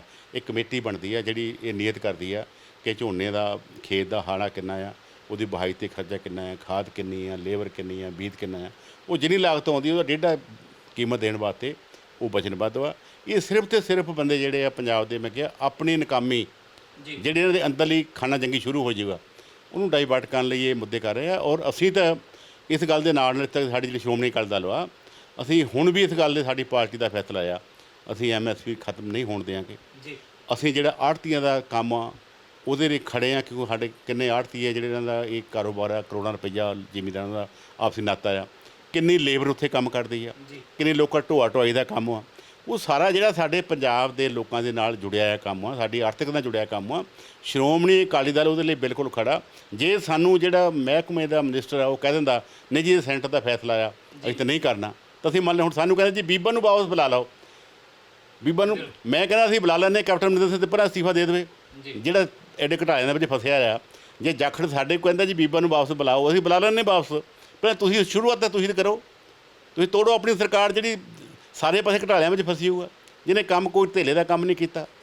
ਅੱਜ ਜੋ ਪੰਜਾਬ ਦੇ ਹਾਲਾਤ ਨੇ, ਅੱਜ ਪੰਜਾਬ ਦੇ ਵਿੱਚ ਇਹ ਸਰਕਾਰ ਨੇ ਜਿਹੜਾ ਥਾਣੇ ਜਿਹੜੇ ਆ ਉਹ ਕੈਪਚਰ ਕੀਤੇ ਹੋਆ, ਦਫ਼ਤਰ ਕੈਪਚਰ ਕੀਤੇ ਹੋ, ਸਾਰਾ ਪੋਲੀਟੀਕਲ ਕਰਤਾ।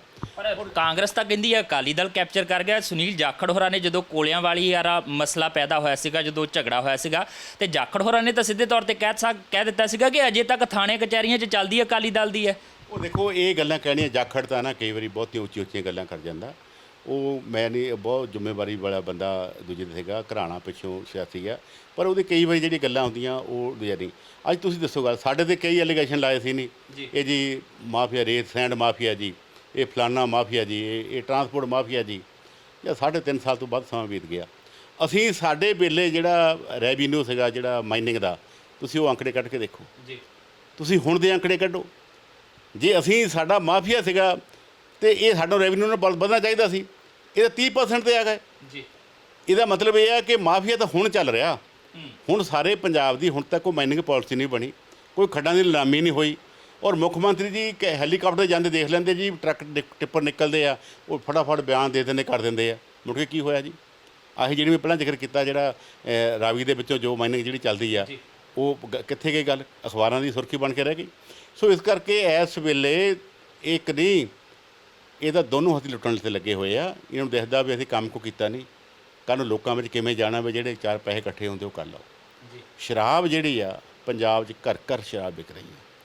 ਔਰ ਇਹਨਾਂ ਦੇ ਰਿਜ਼ਲਟ, ਇਹਦਾ ਕੀ ਸਬੂਤ ਕੀ ਆ ਕਿ ਇਹਨਾਂ ਲੋਕਾਂ ਨੇ ਸਿਰਫ 2 ਬੰਦਿਆਂ ਨੂੰ, 2 ਪਾਰਟੀਆਂ ਨੂੰ, ਇੱਕ ਸ਼ਰਾਬ ਵਾਲਿਆਂ ਨੂੰ, ਇੱਕ ਰੇਤੇ ਵਾਲਿਆਂ ਨੂੰ ਸਰਕਾਰ ਨੇ ਰਾਹਤ ਦਿੱਤੀ ਆ ਇਸ ਕਰੋਨਾ ਦੇ ਟਾਈਮ ਦੇ ਵਿੱਚ।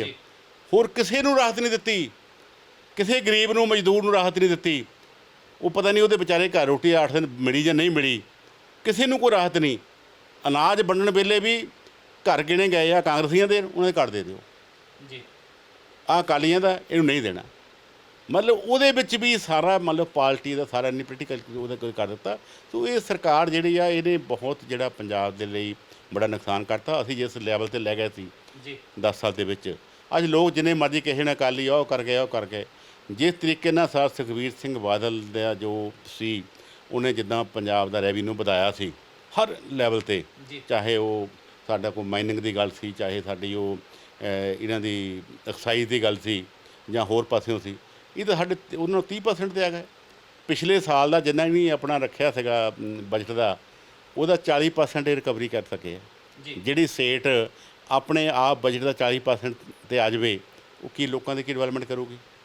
ਕਿਹੜਾ ਕੰਮ? ਇੱਕ ਚੀਜ਼ ਜ਼ਰੂਰ ਹੈ ਠੰਡਲ ਸਾਹਿਬ, ਤੁਸੀਂ ਤਕਰੀਬਨ ਜਿਹੜਾ ਮੰਨ ਕੇ ਚੱਲਦੇ ਆ 15 ਕੁ ਸਾਲ ਦਾ ਤੁਸੀਂ ਕਹਿੰਦੇ ਕਿ ਸੱਤਾ ਦੇ ਵਿੱਚ ਰਹਿਣ ਵਾਲਾ ਪੀਰੀਅਡ ਜਿਹੜਾ ਮੇਰਾ ਰਿਹਾ ਆ ਜਦ ਤੋਂ ਸਿਆਸਤ ਦੇ ਵਿੱਚ, ਉਹ ਲੰਬਾ ਸਮਾਂ ਤੁਸੀਂ ਸਿਆਸਤ ਕੀਤੀ ਵੀ ਆ, ਲੋਕਾਂ ਦੇ ਲਈ ਖੜੇ ਵੀ ਆ, ਲੋਕਾਂ ਲਈ ਲੜੇ ਵੀ ਆ। ਇੱਕ ਦਿਆਨਤਦਾਰ ਤੇ ਇੱਕ ਇਮਾਨਦਾਰ ਲੀਡਰ ਹੋਣ ਦੇ ਨਾਤੇ ਤੁਹਾਨੂੰ ਨਹੀਂ ਲੱਗਦਾ, ਜਦੋਂ ਅਸੀਂ ਇਹ ਕਹਿੰਦੇ, ਜਦੋਂ ਅਕਾਲੀ ਭਾਜਪਾ ਗੱਠਜੋੜ ਦੀ ਸਰਕਾਰ ਸੀ, ਕਾਂਗਰਸ ਕਹਿੰਦੀ ਸੀਗੀ ਕਿ ਸਿਆਸੀ ਵਿਤਕਰਾ ਵੰਡੈਟਾ ਸਾਡੇ ਨਾਲ ਕੀਤਾ ਜਾ ਰਿਹਾ, ਹੁਣ ਕਾਂਗਰਸ ਸੱਤਾ ਦੇ ਵਿੱਚ ਹੈ ਤੇ ਅਕਾਲੀ ਦਲ ਕਹਿੰਦਾ ਕਿ ਇਹ ਸਿਆਸੀ ਵੰਡੈਟਾ ਸਾਡੇ ਵਰਕਰਾਂ ਦੇ ਨਾਲ, ਸਾਡੇ ਲੀਡਰਾਂ ਨਾਲ ਕੀਤਾ ਜਾ ਰਿਹਾ। ਲੱਗਦਾ ਨਹੀਂ ਹੈ ਸੱਤਾ 'ਚ ਭਾਵੇਂ ਕੋਈ ਵੀ ਪਾਰਟੀ ਹੋਵੇ, ਚਾਹੇ ਅਕਾਲੀ ਭਾਜਪਾ ਗੱਠਜੋੜ ਹੋਵੇ, ਚਾਹੇ ਕਾਂਗਰਸ ਹੋਵੇ, ਜਾਂ ਚਾਹੇ ABC, ਕੋਈ ਵੀ ਸੱਤਾ ਦੇ ਵਿੱਚ ਆ ਜਾਵੇ, ਜਦੋਂ ਸੱਤਾ ਦੇ ਵਿੱਚ ਧਿਰ ਕੋਈ ਵੀ ਆ ਜਾਂਦੀ, ਕੋਈ ਵੀ ਪਾਰਟੀ ਆ ਜਾਂਦੀ, ਉਸ ਤੋਂ ਬਾਅਦ ਲੋਕ ਜਿਹੜੇ ਹੋਣੇ ਚਾਹੀਦੇ ਆ ਉਹ ਤੁਹਾਡੇ ਨਾਗਰਿਕ ਹੋਣੇ ਚਾਹੀਦੇ। ਉਸ ਤੋਂ ਬਾਅਦ ਕਾਂਗਰਸੀ ਜਾਂ ਅਕਾਲੀ ਨਹੀਂ ਹੋਣੇ ਚਾਹੀਦੇ। ਇਹ ਚੀਜ਼ਾਂ ਹੋਣੀਆਂ ਨਹੀਂ ਚਾਹੀਦੀਆਂ। ਇਹ ਕਿਉਂ ਵਾਰ-ਵਾਰ ਗੱਲ ਉੱਠਦੀ ਹੈ ਕਿ ਆ ਅਕਾਲੀ ਸੀ, ਜਦੋਂ ਸੱਤਾ ਦੇ ਵਿੱਚ ਕਾਂਗਰਸੀ ਆਏ ਤੇ ਉਹ ਉਹਨਾਂ ਨਾਲ ਵਿਤਕਰਾ ਕਰ ਗਏ, ਜਦੋਂ ਅਕਾਲੀ ਸੱਤਾ ਦੇ ਵਿੱਚ ਆਏ ਤੇ ਕਾਂਗਰਸੀਆਂ ਨਾਲ ਵਿਤਕਰਾ ਕਰ ਗਏ? ਦੇਖੋ, ਇਹਦੇ ਵਿੱਚ 2 ਤਰ੍ਹਾਂ ਦੀ ਗੱਲ ਹੈ। ਕੁਝ ਗੱਲਾਂ ਤਾਂ ਜਿਹੜੀਆਂ ਅਸੀਂ ਸਿਆਸੀ ਲੋਕ ਆਪਣੇ ਘਿੜੇ ਮਿੜੇ ਉਹ ਬਿਆਨ ਹੁੰਦੇ ਆ, ਉਹ ਗੱਲਾਂ ਉਸ ਪਾਸੇ ਲੈ ਜਾਂਦੇ ਆ। ਮੇਰੇ ਕੋਲ ਇਸ ਚੀਜ਼ ਦੇ ਰਿਕਾਰਡ ਕਿ ਮੈਂ 15 ਸਾਲ ਜੇ ਰਿਹਾ ਤੇ ਕੋਈ ਪੰਚਾਇਤ ਆ ਗਈ, ਚਾਹੇ ਉਹ ਕਾਂਗਰਸ ਦੀ ਸੀ, ਕਿਸੇ ਦੀ ਸੀ, ਉਹਨੂੰ ਪੁੱਛੇ 10 ਭਾਈ ਤੇਰੇ ਪਿੰਡ ਨੂੰ ਕਿੰਨੇ ਪੈਸੇ ਚਾਹੀਦੇ ਜੀ। ਔਰ ਤੁਸੀਂ ਕਿਸੇ ਪਿੰਡ 'ਚ ਮੇਰੇ ਤੋਂ ਬਾਹਰ ਜਾ ਕੇ ਪੁੱਛ ਲਓ ਵੀ ਠੰਡਲ ਦੇ ਵੇਲੇ 'ਚ ਤੁਹਾਨੂੰ ਕੋਈ ਵਿਤਕਰਾ ਹੋਇਆ ਕਿਸੇ ਗੱਲ ਦਾ, ਕਿਸੇ ਬੰਦੇ ਦੇ ਧੱਕੇ ਨਾਲ ਪਰਚਾ ਦਰਜ ਕਰਾਇਆ ਜੀ, ਕਿਤੇ ਨਹੀਂ ਹੋਣ ਦਿੱਤੀ ਗੱਲ। ਔਰ ਹੁਣ ਜੇ ਤੁਸੀਂ ਅੱਜ ਦੇਖੋ, ਮੈਂ ਕਿਹਾ ਰਾਸ਼ਨ ਪੰਡਤ ਤੱਕ ਹੀ ਪੁੱਛਿਆ ਗਿਆ ਵੀ ਇਹ ਘਰ ਜਿਹੜਾ ਇਹ ਤਾਂ ਠੰਡਲ ਦੇ ਬੰਦੇ ਆ। ਔਰ ਮੇਰਾ ਬਲਾਕ BDO ਮਾਲਪੁਰ ਦਾ ਦਫ਼ਤਰ ਸੁੰਨਾ ਕਰ ਦਿੱਤਾ ਕਿ ਇਹ ਤਾਂ ਜੀ ਜਿਹੜੇ ਸੈਕਟਰੀ ਠੰਡਲ ਦੇ ਜਿਹੜੇ ਦੇ ਆ। ਹੁਣ ਮੈਂ 20 ਸਾਲ ਰਿਹਾ MLA, ਤਾਂ ਸੈਕਟਰੀ ਜਿਹੜੇ ਮੈਨੂੰ 20 ਸਾਲ 'ਚ ਸੈਕਟਰੀ ਨਹੀਂ ਜਾਣਦੇ, ਮੈਨੂੰ BDO ਨਹੀਂ ਜਾਣਦੇ, ਜਾਂ ਪੁਲਿਸ ਥਾਣਿਆਂ ਦੇ ਵਿੱਚ। ਔਰ ਥਾਣਿਆਂ ਨੂੰ ਟੈਲੀਫੋਨ ਆਉਂਦਾ ਆ ਕਿ ਸਾਨੂੰ ਸਵੇਰ ਨੂੰ ਦੱਸੋ ਕਿਹੜੇ ਪਿੰਡ ਕਿਹੜਾ ਵਾਕਿਆ ਹੋਇਆ ਜਿਹੜਾ ਕਹਿੰਦੇ ਆ ਪਰਚੇ ਦਰਜ ਕਰਨਾ, ਕੁੱਟ ਵੀ ਅਕਾਲੀ ਹੁੰਦੇ ਆ, ਪਰਚੇ ਵੀ ਇਕੱਲੇ ਦਰਜ ਹੋ ਰਹੇ ਆ। ਇਹ ਅੱਜ ਇਹ ਹਾਲਾਤ ਆ, ਵੰਡਿਆਟਾ ਇਹ ਚੱਲ ਰਿਹਾ। ਗ੍ਰਾਂਟਾਂ ਤਾਂ ਕਿਸੇ ਨੂੰ ਦੇਣੀਆਂ ਕੀ ਆ, ਕਿਸੇ ਪਿੰਡ ਨੂੰ ਮਿਲੀ ਨਹੀਂ। ਔਰ ਇਸ ਸਰਕਾਰ ਦੇ ਵਿੱਚ ਡੈਮੋਕ੍ਰੇਸੀ ਦਾ ਇਹਨਾਂ ਨੇ ਜਲੂਸ ਕੱਢ ਦਿੱਤਾ। ਜਦੋਂ ਸਰਕਾਰ ਬਦਲੀ 17 ਦੇ ਵਿੱਚ 2-2 ਸਾਲ ਪੰਚਾਇਤਾਂ ਦੇ ਰਹਿੰਦੇ ਸੀ, 2 ਸਾਲ ਕਿਸੇ ਪੰਚਾਇਤ ਨੂੰ ਕੰਮ ਨਹੀਂ ਕਰਨ ਦਿੱਤਾ। ਪੈਸੇ ਸਾਡੇ ਦਿੱਤੇ ਵੀ ਕੋਲ ਪਏ ਰਹੇ ਪਹਿਲੀਆਂ ਪੰਚਾਇਤਾਂ ਨੂੰ। ਨਵੀਆਂ ਪੰਚਾਇਤਾਂ ਬਣੀਆਂ, ਧੱਕੇ ਨਾਲ ਰਿਜ਼ਲਟ ਸਰਪੰਚ ਕਾਊਂਟਿੰਗ ਤੋਂ ਪਹਿਲਾਂ ਡਿਕਲੇਅਰ ਕਰਤੇ ਵਾ ਫਲਾਣਾ ਸਰਪੰਚ ਬਣ ਗਿਆ। ਸੰਮਤੀਆਂ ਡਿਕਲੇਅਰ ਕਰਤੀਆਂ। ਉਹਨਾਂ ਵਿਚਾਰਿਆਂ ਨੂੰ 6 ਮਹੀਨੇ ਕਿਸੇ ਨੇ ਉਹਨਾਂ ਨੂੰ ਪੁੱਛਿਆ ਨਹੀਂ, ਨਾ ਸੰਮਤੀਆਂ ਦੇ ਗਠਨ ਕੀਤੇ ਹੋਏ ਆ, ਨਾ ਜ਼ਿਲ੍ਹਾ ਪੰਚਾਇਤ ਦੇ ਹੋਏ ਆ ਹੁਣ ਲੱਗੇ ਚੇਅਰਮੈਨੀਆਂ ਦੇਣ ਜਾ ਕੇ ਸਾਲ ਡੇਢ ਰਹਿ ਗਿਆ। ਔਰ ਕਿਸੇ ਪੰਚਾਇਤ ਨੂੰ ਕਿਤੇ ਉੱਥੇ ਸੈਕਟਰੀ ਨਹੀਂ ਆਉਂਦਾ, ਕਿਤੇ ਜੇ ਨਹੀਂ ਆਉਂਦਾ, ਕੋਈ ਕੰਮ ਨਹੀਂ, ਕੋਈ ਮਤਲਬ ਨਹੀਂ। ਸੋ ਸਰਕਾਰ ਜਿਹੜੀ ਗਰਾਊਂਡ ਲੈਵਲ 'ਤੇ ਜਿਹੜੀਆਂ ਗੱਲਾਂ ਜਿਹੜੀਆਂ ਦੇਖਣ ਵਾਲੀਆਂ ਆ, ਤੁਸੀਂ ਕਹਿੰਦੇ ਵੀ ਲੋਕ ਪਬਲਿਕ, ਅਸੀਂ ਇਹ ਸਾਡੇ ਜਦੋਂ ਮੈਂ MLA ਬਣ ਗਿਆ, ਮੈਂ ਸਮੁੱਚੇ ਹਲਕੇ ਦਾ MLA ਸੀ। ਬਿਲਕੁਲ। ਜਦੋਂ ਕੋਈ ਮੁੱਖ ਕੈਪਟਨ ਅਮਰਿੰਦਰ ਸਿੰਘ ਅੱਜ ਪੰਜਾਬ ਦੇ ਮੁੱਖ ਮੰਤਰੀ ਹੈ, ਕਾਂਗਰਸ ਦੇ ਨਹੀਂ, ਪਰ ਉਹ ਤਾਂ ਕਾਂਗਰਸ ਦੇ ਬਣ ਕੇ ਰਹਿ ਗਏ, ਉਹਨਾਂ ਦੇ MLA ਵੀ ਕਾਂਗਰਸ ਦੇ ਬਣ ਕੇ ਰਹਿ ਗਏ। ਕਿਸੇ ਪਿੰਡ ਦੀ ਇੱਕ ਮਿਸਾਲ ਦੇਣ ਵੀ ਅਸੀਂ ਨਿਰਪੱਖ, ਅੱਬਲ ਤਾਂ ਕੀਤਾ ਹੀ ਕੋਈ ਨਹੀਂ। ਮੈਨੂੰ ਦੱਸ ਦੇਣ ਕੈਪਟਨ ਸਾਹਿਬ ਸਾਰੇ ਪੰਜਾਬ ਵਿੱਚ ਕਿੱਥੇ ਕਿਹੜੇ ਉਹਨੇ ਪ੍ਰੋਜੈਕਟ ਸ਼ੁਰੂ ਕਰਾਏ ਆ। ਮੈਂ ਥੱਲੇ MLA ਦੀ ਗੱਲ ਨਹੀਂ ਕਰਦਾ, ਮੁੱਖ ਮੰਤਰੀ ਦੱਸਣ ਵੇਰਵੇ ਨਾਲ ਕਿ ਉਹਨੇ ਪੰਜਾਬ ਵਿੱਚ ਕਿਹੜੀ ਜਗ੍ਹਾ 'ਤੇ ਕੋਈ ਪ੍ਰੋਜੈਕਟ ਨਵਾਂ ਸ਼ੁਰੂ ਕੀਤਾ, ਕਿ ਸੜਕ ਦਾ ਹੀ ਦੱਸ ਦੇਣ ਵੀ ਅਸੀਂ ਨਵੀਂ ਸੜਕ ਦਾ ਕੀਤਾ। ਰੋਣਾ ਇਸ ਗੱਲ ਦਾ ਹੈ ਨਾ ਕਿ ਅਸੀਂ ਇੱਦਾਂ ਦਾ ਕਹਿ ਦਿੰਦੇ ਹਾਂ ਕਿ ਆਹ ਵੰਡੈਟਾ ਹੋਇਆ, ਆਹ ਸਿਆਸੀ ਤੌਰ 'ਤੇ ਵਿਤਕਰਾ ਕੀਤਾ ਗਿਆ। ਹੁਣ ਕੱਲ੍ਹ ਜਦੋਂ ਅਕਾਲੀ ਦਲ ਸੱਤਾ ਚਾਹੁੰਦਾ, ਅਕਾਲੀ ਦਲ ਭਾਜਪਾ ਗੱਠਜੋੜ ਸੱਤਾ ਚਾਹੁੰਦਾ, ਕੀ ਉਹਨਾਂ ਅਫਸਰਾਂ ਨੇ ਜਿਹੜਿਆਂ ਨੇ ਸੱਤਾ ਦੇ ਪ੍ਰਭਾਵ ਦੇ ਵਿੱਚ ਆਣ ਕੇ ਝੂਠੇ ਪਰਚੇ ਦਰਜ ਕੀਤੇ, ਝੂਠੀਆਂ ਕਾਰਵਾਈਆਂ ਕੀਤੀਆਂ, ਪ੍ਰਭਾਵ ਦੇ ਵਿੱਚ ਆਣ ਕੇ ਅਕਾਲੀ ਇਲਾਕਿਆਂ 'ਚ ਕੰਮ ਨਹੀਂ ਹੋਣ ਦਿੱਤਾ, ਕੀ ਉਹਨਾਂ ਦੇ ਉੱਤੇ ਕੋਈ ਕਾਰਵਾਈ ਹੋਏਗੀ? ਜਾਂ ਜੇ ਕਾਂਗਰਸ ਕਹਿੰਦੀ ਸੀ ਤਾਂ ਉਹਨਾਂ ਨੇ ਕਿਸੇ ਤੇ ਕਾਰਵਾਈ ਕੀਤੀ? ਮਸਲਾ ਤਾਂ ਇਹੀ ਹੈ ਨਾ ਕਿ ਉਹਨਾਂ ਸਿਆਸੀ ਅਫਸਰਾਂ ਦੇ ਉੱਤੇ ਵੀ ਕਾਰਵਾਈ ਹੋਣੀ ਚਾਹੀਦੀ ਹੈ ਜਿਹੜੇ ਗਲਤ ਤਰੀਕੇ ਨਾਲ ਕੰਮ ਕਰਦੇ ਆ, ਸਿਰਫ ਸਿਆਸਤਦਾਨਾਂ ਦੇ ਕਹਿਣ 'ਤੇ, ਸਿਰਫ ਸੱਤਾ ਦੇ ਪ੍ਰਭਾਵ 'ਚ ਆਣ ਕੇ। ਦੇਖੋ, ਇਹ ਦੋ ਤਰ੍ਹਾਂ ਦੀ ਸੋਚ ਹੁੰਦੀ ਆ। ਤੁਹਾਨੂੰ ਯਾਦ ਹੋਣਾ ਜਦੋਂ 2 ਦੇ ਵਿੱਚ ਕੈਪਟਨ ਸਾਹਿਬ ਮੁੱਖ ਮੰਤਰੀ ਬਣੇ ਸੀ, ਇਹਨਾਂ ਨੇ ਸਾਡੇ 'ਤੇ ਬੜੇ ਪਰਚੇ ਕੀਤੇ। ਮੇਰੇ 'ਤੇ ਵੀ ਪਰਚਾ ਹੋਇਆ, ਮੇਰੇ 'ਤੇ ਮੈਂ 7 ਮਹੀਨੇ ਜੇਲ੍ਹ ਕੱਟੀ ਆ। ਮੈਂ ਨਹੀਂ ਬੇਲ ਬੂਲ ਨੂੰ ਪੁੱਛਿਆ, ਮੈਂ ਕਿਹਾ ਕਰ ਲਓ ਜਿੰਨੀ ਕਰਨੀ ਆ। ਮੈਨੂੰ ਪਤਾ ਸੀ ਕੱਢਣਾ ਕੀ ਆ। ਮੈਂ ਇੱਕ ਜੱਜ ਜਿਹੜੇ ਸੀ ਉਹਨਾਂ ਨੂੰ ਕਿਹਾ ਸੀ, ਮੈਂ ਕਿਹਾ ਜਿੰਨਾ ਤੁਸੀਂ ਮੇਰੇ 'ਤੇ ਪਲੰਦਾ ਇਕੱਠਾ ਕੀਤਾ ਨਾ, ਇਹ ਸਾਰੀ ਪ੍ਰਾਪਰਟੀ ਮੇਰੇ ਨਾਂ ਲਾ ਦਿਓ, ਮੈਨੂੰ ਜਿਹੜੀ ਸਜ਼ਾ ਨਹੀਂ ਦੇ ਦਿਓ। ਜੋ ਕੁਛ ਉਹਨੇ ਪਾਇਆ ਸੀ 100 ਕਿੱਲਾ ਜ਼ਮੀਨ ਯਾਨੀ ਬੱਸਾਂ ਜੀ ਇੰਨਾ ਉਹ ਬੜਾ ਕੁਝ ਲਿਖਿਆ ਸੀ। ਮੈਂ ਕਿਹਾ ਮੇਰਾ ਸਾਰਾ ਕੁਝ ਮੇਰੇ ਨਾਂ ਕਰਾ ਦਿਓ, ਮੈਨੂੰ ਜੋ ਸਜ਼ਾ ਦੇਣੀ ਦੇ ਦਿਓ, ਮੈਨੂੰ ਜ਼ਿੰਦਗੀ 'ਚ ਹੋਰ ਕੀ ਚਾਹੀਦਾ, ਇਹਨਾਂ ਕੁਝ ਮਿਲ ਜਾਊਗਾ। ਚਲੋ, ਅਸੀਂ ਜਿਹੜੇ ਬੰਦੇ ਅਫਸਰ ਸੀਗੇ ਜਾਂ ਜਿਹੜੇ ਪਬਲਿਕ ਦੇ ਸਾਡੇ ਖਿਲਾਫ ਹੀ ਨਹੀਂ ਗਵਾਹ ਖੜੇ ਕੀਤੇ ਸੀ, ਉਹ ਤੋਂ ਬਾਅਦ ਜਦੋਂ ਮੈਂ ਬਰੀ ਹੋ ਗਿਆ, ਮੁੜ ਕੇ ਸਰਕਾਰ ਬਣ ਗਈ, ਮੈਂ ਫਿਰ ਜਿੱਤ ਗਿਆ, ਮੈਂ ਸਰਕਾਰ ਵਿੱਚ ਸੀ, ਮੈਂ ਮਿਨਿਸਟਰ ਵੀ ਬਣਿਆ। ਸਾਡੇ ਮੁਖੀ ਨੇ ਬਾਦਲ ਸਾਹਿਬ ਨੇ ਬਰੀ ਹੋਣ ਤੋਂ ਬਾਅਦ ਕੈਪਟਨ ਨੂੰ ਕਹਿ ਦਿੱਤਾ, ਕੈਪਟਨ ਸਾਹਿਬ ਮੈਂ ਤੁਹਾਡੇ 'ਤੇ ਕੋਈ ਕਾਰਵਾਈ ਨਹੀਂ ਕਰਨੀ। ਉਸ ਵੇਲੇ ਉਹਨੂੰ ਕਹਿ ਦਿੱਤਾ, ਅਸੀਂ ਕਿਸੇ 'ਤੇ ਨਹੀਂ ਕੀਤੀ। ਸਾਡੀ ਜਿਹੜੀ ਸੋਚ ਇਹ ਸੀ ਕਿ ਸਾਨੂੰ ਲੋਕਾਂ ਨੇ ਮੌਕਾ ਦਿੱਤਾ ਪੰਜਾਬ ਦੀ ਬਿਹਤਰੀ ਵਾਸਤੇ, ਅਸੀਂ ਪੰਜਾਬ ਦੀ ਬਿਹਤਰੀ ਲਈ ਕੰਮ ਕਰਨਾ। ਸ਼੍ਰੋਮਣੀ ਅਕਾਲੀ ਦਾ ਇਹੀ ਤਾਂ ਫਰਕ ਵਾ। ਸ਼੍ਰੋਮਣੀ ਅਕਾਲੀ ਦਲ ਦਾ ਅਤੇ ਕਾਂਗਰਸ ਪਾਰਟੀ ਦਾ ਇਹੀ ਫਰਕ ਵਾ। ਕਾਂਗਰਸ ਪਾਰਟੀ ਜਿਹੜੀ ਆ ਉਹ ਸੱਤਾ ਮੰਨਣ ਵਾਸਤੇ ਪਾਵਰ 'ਚ ਆਉਂਦੀ ਆ। ਸ਼੍ਰੋਮਣੀ ਅਕਾਲੀ ਦਲ ਜਿਹੜਾ ਆ ਉਹ ਲੋਕਾਂ ਦੇ ਕੰਮ ਕਰਨ ਵਾਸਤੇ ਪਾਵਰ ਵਿੱਚ ਆਉਂਦਾ। ਸਾਡੀ ਲੜਾਈ ਤਾਂ ਇੰਨੀ ਆ। ਨਹੀਂ ਤਾਂ ਜੇ ਪੰਜਾਬ ਦੇ ਮਸਲਿਆਂ ਲਈ ਮੋਰਚੇ ਸਾਨੂੰ ਲਾਉਣ ਦੀ ਕੀ ਲੋੜ ਆ? ਦੀ ਕਹਿਣ ਕੋਈ ਗੱਲ ਨਹੀਂ ਜੀ, ਸੈਂਟਰ ਦੀਆਂ ਪਾਲਿਸੀਆਂ ਲੱਗਦੀਆਂ, ਅਸੀਂ ਆਰਾਮ ਨਾਲ ਘਰ ਬੈਠੀਏ, ਵੋਟ ਲੈ ਸਰਕਾਰ ਬਣਾ ਜੀ, ਅਸੀਂ ਵੀ ਘੁੰਮ ਫਿਰ ਲਈ। ਨਹੀਂ, ਸ਼੍ਰੋਮਣੀ ਅਕਾਲੀ ਦਲ ਹਮੇਸ਼ਾ ਪੰਜਾਬ ਦੀ ਜਦੋਂ ਕਿਤੇ ਪੰਜਾਬ ਦਾ ਕੋਈ ਦਰਦ ਵੀ ਹੋਇਆ ਤਾਂ ਸ਼੍ਰੋਮਣੀ ਅਕਾਲੀ ਦਲ ਖੜਾ ਹੋਇਆ। ਔਰ ਨੁਕਸਾਨ ਵੀ ਅਕਾਲੀ ਦਲ ਦੇ ਬੜੇ ਵੱਡੇ ਹੋਏ ਆ, ਵੱਡੀਆਂ ਕੁਰਬਾਨੀਆਂ ਹੋਈਆਂ। ਜੇ ਐਮਰਜੈਂਸੀ ਦੇ ਮੋਰਚੇ ਲੱਗੇ ਤਾਂ ਅਕਾਲੀਆਂ ਨੇ ਪ੍ਰਕਾਸ਼ ਸਿੰਘ ਬਾਦਲ ਦੀ ਅਗਵਾਈ ਥੱਲੇ 19 ਮਹੀਨੇ ਜੇਲ੍ਹਾਂ ਕੱਟੀਆਂ। ਇਹ ਤਾਂ ਇਤਿਹਾਸ ਦੀਆਂ ਗੱਲਾਂ ਨਾ। ਜੇ ਧਾਰਮਿਕ ਤੌਰ 'ਤੇ ਕਹੀਏ ਸਭ ਤੋਂ ਵੱਡਾ ਜਿਹੜਾ ਨੁਕਸਾਨ ਸਾਡਾ ਸਿੱਖਾਂ ਦਾ ਹੀ ਹੋਇਆ ਨਾ, ਇਹ ਸਰਕਾਰ ਨੇ ਕੀਤਾ। ਸੋ ਇਸ ਕਰਕੇ ਇਹ ਸਾਰੇ ਦੁੱਖ ਵੀ ਸਹੇ ਆ। ਔਰ ਸ਼੍ਰੋਮਣੀ ਅਕਾਲੀ ਦਲ ਹਮੇਸ਼ਾ ਮੋਰਚੇ ਲਾਉਂਦਾ ਰਿਹਾ, ਲੜਦਾ ਰਿਹਾ। ਆ ਸੱਤਾ ਤਾਂ ਹੁਣ ਮਿਲਣ ਲੱਗੀ ਆ, ਸੱਤਾ ਤਾਂ ਸਹੀ ਮੈਨੇ ਵਿੱਚ 97 ਤੋਂ ਬਾਅਦ ਮਿਲਣ ਲੱਗੀ ਆ। ਇਹ ਇਤਿਹਾਸ ਲਿਖੇ ਜਾਣੇ 15 ਸਾਲ ਜਿਹੜੇ 97 ਤੋਂ ਬਾਅਦ ਦੇ ਆ, ਵੀ 15 ਸਾਲ ਸ਼੍ਰੋਮਣੀ ਅਕਾਲੀ ਦਲ ਦਾ ਰਾਜ ਰਿਹਾ। ਉਦੋਂ ਪਹਿਲਾਂ 1.5 ਸਾਲ 2 ਸਾਲ ਸਰਕਾਰ ਟੁੱਟ ਜਾਂਦੀ ਸੀ, ਚੱਲਣੇ ਨਹੀਂ ਸੀ ਦਿੰਦੇ। ਸੋ ਇਸ ਕਰਕੇ ਸ਼੍ਰੋਮਣੀ ਅਕਾਲੀ ਦਲ ਦੇ ਹਿੱਤ ਬੜੇ ਸਾਫ਼ ਆ। ਅਸੀਂ ਅੱਜ ਵੀ ਬੜਾ ਕਲੀਅਰ ਆ। ਅਸੀਂ ਵੰਡਿਆਟੇ ਵਾਲੀ ਰਾਜਨੀਤੀ ਨਾ ਕੀਤੀ ਆ, ਨਾ ਕਰਾਂਗੇ। ਅਸੀਂ ਤਾਂ ਪੰਜਾਬ ਦੇ ਹਿੱਤਾਂ ਲਈ ਲੜਾਈ ਲੜੀ ਆ, ਲੜਾਂਗੇ। ਔਰ ਜੋ ਹਾਲਾਤ ਲੱਗਦੇ ਆ, ਮੈਂ ਤੁਹਾਨੂੰ ਅੱਜ ਦੱਸ ਦਿੰਦਾ ਗੱਲ, ਸ਼੍ਰੋਮਣੀ ਅਕਾਲੀ ਦਲ ਜਿਹੜਾ ਆ ਉਹ ਸੱਤਾ ਦੇ ਵਿੱਚ ਮੁੜ ਕੇ ਆਉਣਾ। ਲੋਕ ਆਪਣੀ ਜ਼ਬਾਨੋਂ ਲੱਪਾ ਕਹਿਣ ਕਿ ਇਹ ਤਾਂ ਬਈ ਇੱਧਰ ਕੁਛ ਨਹੀਂ ਪੱਲੇ ਪਿਆ, ਇਹ ਤਾਂ ਸ਼੍ਰੋਮਣੀ ਅਕਾਲੀ ਦਲ ਨੇ ਕੰਮ ਕਰਨੇ ਆ। ਸੋ ਇਸ ਕਰਕੇ ਕੋਈ ਨਹੀਂ, ਸ਼੍ਰੋਮਣੀ ਅਕਾਲੀ ਦਲ ਪੂਰਾ ਕਰਦਾ। ਤੁਸੀਂ ਕਹਿੰਦੇ ਕਿ ਸ਼੍ਰੋਮਣੀ ਅਕਾਲੀ ਦਲ ਦੁਬਾਰਾ ਫਿਰ ਸੱਤਾ 'ਚ ਆ ਰਿਹਾ, ਲੋਕਾਂ ਦੇ ਵੱਲੋਂ ਆਵਾਜ਼ ਆ ਰਹੀ ਆ, ਪਰ ਸ਼੍ਰੋਮਣੀ ਅਕਾਲੀ ਦਲ ਦੇ ਵਿੱਚੋਂ ਇਹ ਅਲੈਦਗੀ ਕਰ ਗਏ ਸੁਖਦੇਵ ਸਿੰਘ ਢੀਂਡਸਾ ਹੋਰਾਂ ਨੇ। 2 ਕੁ ਦਿਨ ਹੋਇਆ ਜ਼ਿੰਮੇਵਾਰੀ ਦੇਤੀ ਆ ਰਣਜੀਤ ਸਿੰਘ ਬ੍ਰਹਮਪੁਰਾ ਹੋਰਾਂ ਨੂੰ ਕਿ ਇੱਕ ਦੂਤ ਬਣ ਕੇ ਤੁਸੀਂ ਜਾਣਾ ਆ, ਤੇ ਕਿਹਾ ਜਾ ਰਿਹਾ ਹੈ ਕਿ ਮਾਝੇ ਚੋਂ, ਦੁਆਬੇ ਚੋਂ, ਮਾਲਵੇ ਦੇ ਵਿੱਚੋਂ ਜਿਹੜੇ ਅਕਾਲੀ ਦਲ ਦੇ ਲੀਡਰ ਹੈ, ਜਿਹੜੇ ਕਹਿੰਦੇ ਕਿ ਅਸੀਂ ਸੁਖਬੀਰ ਬਾਦਲ ਦੀ ਪ੍ਰਧਾਨਗੀ 'ਚ ਕੰਮ ਨਹੀਂ ਕਰਨਾ, ਸਾਨੂੰ ਜਿਹੜੀ ਘੁੱਟਣ ਮਹਿਸੂਸ ਹੋ ਰਹੀ ਹੈ, ਇਹ ਉਹਨਾਂ ਦੀਆਂ ਬਿਆਨਬਾਜ਼ੀਆਂ ਨੇ, ਉਹਨਾਂ ਸਾਰਿਆਂ ਨੂੰ ਤੋੜ ਕੇ ਜਿਹੜਾ ਉਹ ਆਪਣੇ ਨਾਲ ਜਿਹੜਾ ਜੋੜ ਲੈਣਾ ਤੇ ਇੱਕ ਤੀਜੀ ਧਿਰ ਪੰਜਾਬ ਦੇ ਵਿੱਚ ਜਿਹੜੀ ਖੜੀ ਕਰਨ ਦੀ ਕੋਸ਼ਿਸ਼ ਕੀਤੀ ਜਾ ਰਹੀ ਆ। ਲੱਗਦਾ ਹੈ ਕਿ ਉਹ ਜੇ ਤੀਜੀ ਧਿਰ ਖੜਦੀ ਹੈ ਤੇ ਅਕਾਲੀ ਦਲ ਦਾ ਦੁਬਾਰਾ ਸੱਤਾ 'ਚ ਆਉਣ ਦਾ ਸੁਪਨਾ ਪੂਰਾ ਹੋ ਪਾਏਗਾ। ਦੇਖੋ, ਹਰ ਇੱਕ ਬੰਦੇ ਨੂੰ ਸੁਪਨੇ ਲੈਣੇ ਚਾਹੀਦੇ ਆ, ਚੰਗੀ ਗੱਲ ਆ, ਸੁਪਨੇ ਲਊਗਾ ਤਾਂ ਹੀ ਕਾਮਯਾਬੀ ਵੱਲ ਵਧੂਗਾ। ਪਰ ਇਹਨਾਂ ਦੇ ਸੁਪਨੇ ਜਿਹੜੇ ਆ, ਇਹਨਾਂ ਤੋਂ ਪਹਿਲਾਂ ਬਹੁਤ ਲੋਕਾਂ ਨੇ ਲਏ ਆ ਜੀ। ਮਨਪ੍ਰੀਤ ਬਾਦਲ ਵੀ ਬੜੀ ਵੱਡੀ ਗੱਲ ਲੈ ਕੇ ਤੁਰਿਆ ਸੀ, ਤੇ ਇੱਥੇ ਰਾਮੂ ਵਾਲੀਏ ਨੇ ਆਪਣੀ ਪਾਰਟੀ ਬਣਾਈ ਸੀ, ਇੱਥੇ ਭਗਵੰਤ ਮਾਨ ਆ ਕੇ ਚੁੱਕ ਚੁੱਕ ਕੇ ਮਿੱਟੀ ਮੱਥੇ ਨੂੰ ਭਗਤ ਸਿੰਘ ਦੇ ਖੜਕਰਾਂ ਦੇ ਲਾਉਂਦਾ ਸੀ। ਉਹ ਸੁਪਨੇ ਸਾਕਾਰ ਨਹੀਂ ਹੁੰਦੇ। ਲੋਕਾਂ ਨੂੰ ਪਤਾ ਕਿ ਇਹ ਬੰਦੇ ਆਪ ਤਾਂ ਹੁਣ ਸਾਰੀ ਜ਼ਿੰਦਗੀ ਨਹੀਂ ਹੰਢਾ ਲਈ ਆ। ਮੈਨੂੰ ਤੁਸੀਂ ਦੱਸੋ ਵੀ ਢੀਂਡਸਾ ਸਾਹਿਬ ਜਦੋਜਹਿਦ ਕਰਨ ਦੇ ਅੱਜ ਹੈ ਉਹਨਾਂ ਕੋਲ ਸਮਰੱਥਾ? ਅੱਜ ਬ੍ਰਹਮਪੁਰਾ ਸਾਹਿਬ ਕੋਲ ਸਮਰੱਥਾ ਹੈਗੀ ਆ? ਅੱਜ ਡਾਕਟਰ ਅਜਨਾਲਾ ਕੋਲ ਹੈਗੀ ਸਮਰੱਥਾ? ਇਹ ਸਭ ਜਿਹੜੇ ਅਜਨਾਲਾ ਸਾਹਿਬ ਤਾਂ ਵਾਪਸ ਆ ਗਿਆ ਤੁਹਾਡੇ ਨਾਲ? ਉਹ ਮੈਂ ਕਿਹਾ ਜੀ ਪਰਸੋਂ ਫਿਰ ਨਾਲ ਬੈਠਾ ਸੀ, ਉਹਨਾਂ ਦੇ ਨਾਲ ਬੈਠਾ ਸੀ ਉੱਥੇ। ਠੀਕ ਹੈ ਜੀ। ਇਹ ਬੋਨੀ ਆ ਗਏ ਨੇ ਉਹਨਾਂ ਦੇ ਬੇਟੇ? ਹਾਂ, ਬੋਨੀ ਆ ਗਿਆ। ਜਾਂ ਜਿਹੜਾ ਸੇਖਵਾਂ ਦੇਖੋ ਲਗਾਤਾਰ 4 ਵਾਰੀ ਹਾਰ ਗਿਆ ਜੀ। ਅਸੀਂ ਤਾਂ ਟਿਕਟਾਂ ਦਿੱਤੀਆਂ, ਹਾਰਨ ਤੋਂ ਬਾਅਦ ਉਹਨੂੰ ਕੈਬਨਿਟ ਰੈਂਕ ਦੇ ਕੇ ਉਹਨੂੰ ਚੇਅਰਮੈਨ ਲਾ ਕੇ ਕੈਬਨਿਟ ਰੈਂਕ ਦਿੱਤਾ ਜੀ। ਇਹ ਤੋਂ ਵੱਧ ਉਹਨਾਂ ਬੰਦਿਆਂ ਨੂੰ ਸ਼੍ਰੋਮਣੀ ਅਕਾਲੀ ਦਲ ਕੀ ਦੇ ਸਕਦਾ?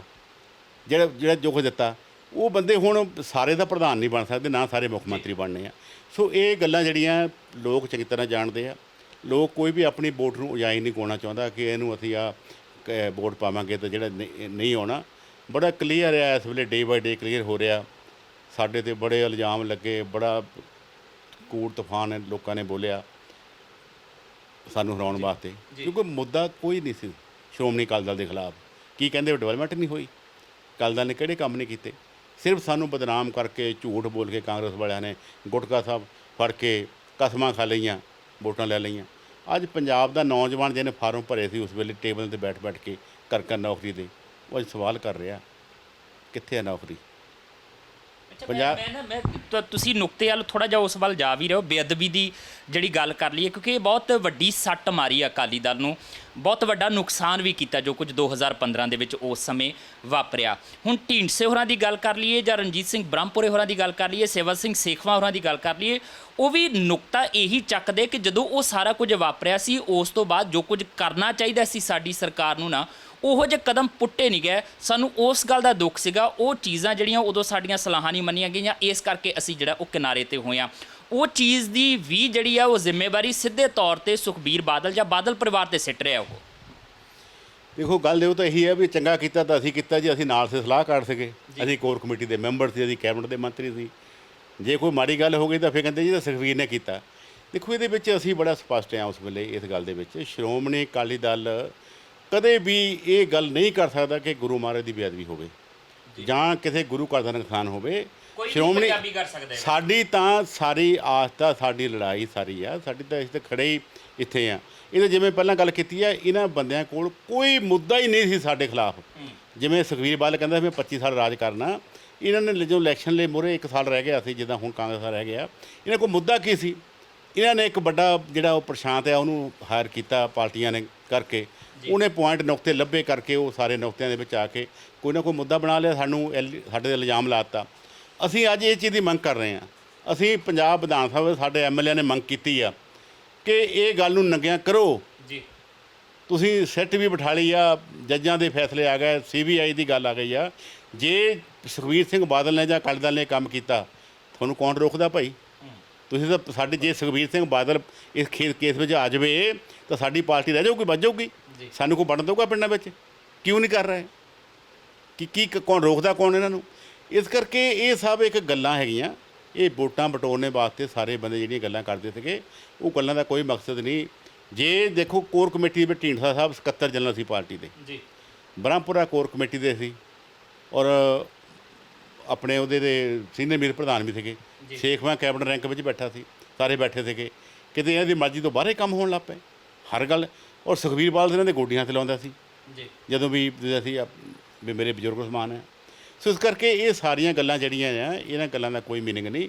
ਅੱਜ ਲੋਕ ਜਿਹੜੇ ਆ ਉਹ ਬੜੇ ਸੁਚੇਤ ਹੋ ਗਏ ਵੀ ਜੇ ਕੋਈ ਗੱਲ ਹੁੰਦੀ ਮੁੱਦਾ ਹੁੰਦਾ ਤਾਂ ਇਹ ਗੱਲ ਹੁਣ ਤੱਕ ਕਿਉਂ ਨਹੀਂ ਕਾਰਵਾਈ ਕੀਤੀ, ਰੋਕਦਾ ਕੌਣ ਆ। ਜੀ ਅਸੀਂ ਹੁਣ ਵੀ ਕਹਿੰਦੇ ਹਾਂ ਗੱਲ, ਅਸੀਂ ਤਾਂ ਮੈਂ ਤੁਹਾਨੂੰ ਇਹ ਵੀ ਦੱਸ ਦੇਣਾ ਗੱਲ, ਸ਼ਾਇਦ ਅਸੀਂ ਬਹੁਤ ਜਲਦੀ ਅਗਲੇ ਸੈਸ਼ਨ ਦੇ ਵਿੱਚ ਅਸੀਂ ਇਹ ਦੁਬਾਰਾ ਫਿਰ ਮੰਗ ਲੈ ਕੇ ਅਜੇ ਕਿ ਮੌਜੂਦਾ ਜਿਹੜੀ ਸਰਕਾਰ ਵਾ ਜਿਹੜੇ ਸਾਡੇ ਤੇ ਇਲਜ਼ਾਮ ਲਾ ਕੇ ਪਾਵਰ ਵਿੱਚ ਆਈ ਆ ਉਹ ਇਹ ਮੁੱਦੇ ਕਲੀਅਰ ਕਰੇ। ਬਿਲਕੁਲ ਇਹ ਨਾ ਮੁੜ ਕੇ 22 ਦੇ ਵਿੱਚ ਫਿਰ ਇਹ ਮੁੱਦੇ ਖੋਲ੍ਹ ਕੇ ਬਹਿ ਜਾਵੇ ਜੀ ਅਕਾਲੀ ਦਲ ਨੇ ਆਹ ਕੀਤਾ, ਕਿਸੇ ਨੇ ਨਹੀਂ ਇਹ ਗੱਲ ਫਿਰ ਸੁਣਨੀ।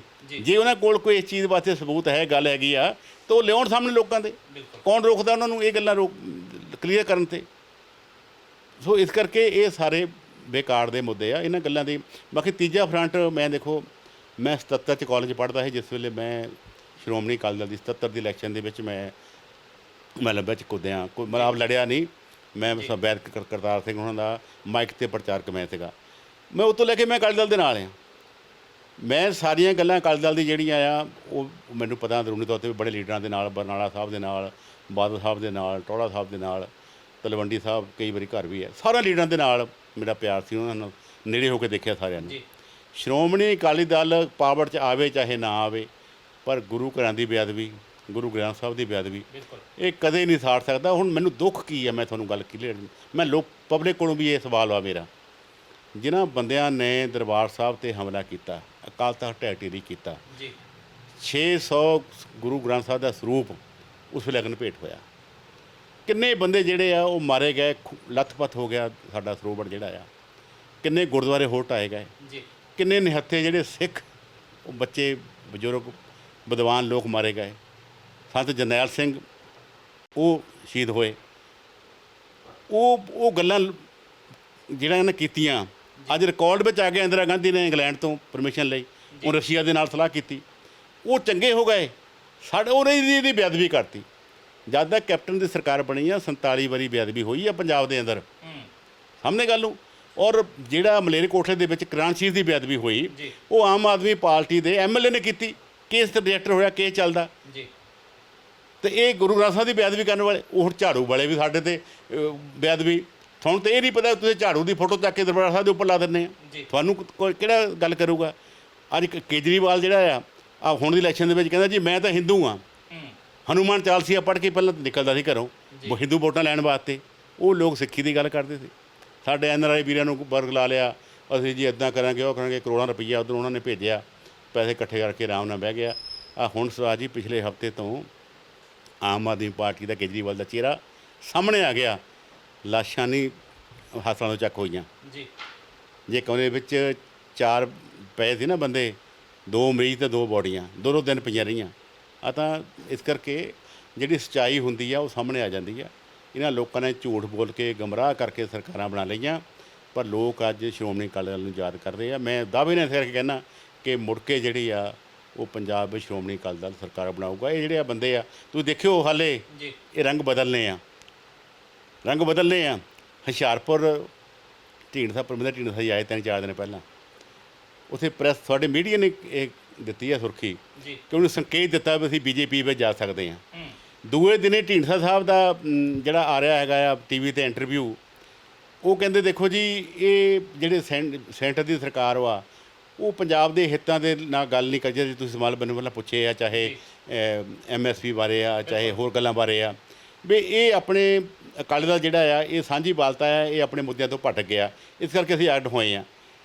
ਸਾਡੇ ਨਾਲ ਤਾਂ ਅੱਡ ਹੋ ਰਹੇ ਆ ਕਿ ਇਹ BJP ਨਾਲ ਸਾਂਝ ਹੈ ਇਹਨਾਂ ਦੀ। ਜੇ ਤੁਸੀਂ ਵਿੱਚ ਜਾ ਕੇ ਸ਼ਾਮਲ ਹੁੰਦੇ ਆ ਫਿਰ BJP ਬਹੁਤ ਚੰਗੀ ਆ। ਜੇ ਮੈਂ BJP 'ਚ ਮੇਰੀ ਸਾਂਝ ਵਾ ਤਾਂ ਬਹੁਤ ਮਾੜੇ ਆ ਅਸੀਂ। ਜੇ ਤੁਸੀਂ ਵਿੱਚ ਰਲ ਜਾਂਦੇ ਆ ਤਾਂ ਫਿਰ ਚੰਗੀ ਆ। ਮਤਲਬ ਕੁੱਲ ਮਿਲਾ ਕੇ ਦੇਖ ਲਿਆ ਜਾਵੇ ਮੋੜ ਕੇ ਦੁਬਾਰਾ ਫਿਰ ਤੁਹਾਡੇ ਨਾਲ ਹੀ ਆ ਰਹੇ ਆ। ਜੇ BJP 'ਚ ਵੀ ਆ ਜਾਂਦੇ ਆ ਤਾਂ ਭਾਈਵਾਲ ਤੁਹਾਡੇ ਨਾਲ ਹੈਗੀ ਆ ਪਾਰਟੀ। ਮੈਂ ਜਿਹੜੀ ਗੱਲ ਕਰਾਂ ਉਹ ਇਹ ਆ ਕਿ ਪੋਲੀਟਿਕਸ ਵਿੱਚ ਕੁਛ ਵੀ ਜਿਹੜਾ ਆ ਸੰਭਵ ਨਹੀਂ ਹੁੰਦਾ। ਇਹ ਰਾਤ ਨੂੰ ਜਦੋਂ ਸੌਂਦੇ ਆ ਤਾਂ ਹੋਰ ਹੁੰਦੀ, ਜਦੋਂ ਉੱਠਦੇ ਆ ਹੋਰ ਹੁੰਦੀ ਆ।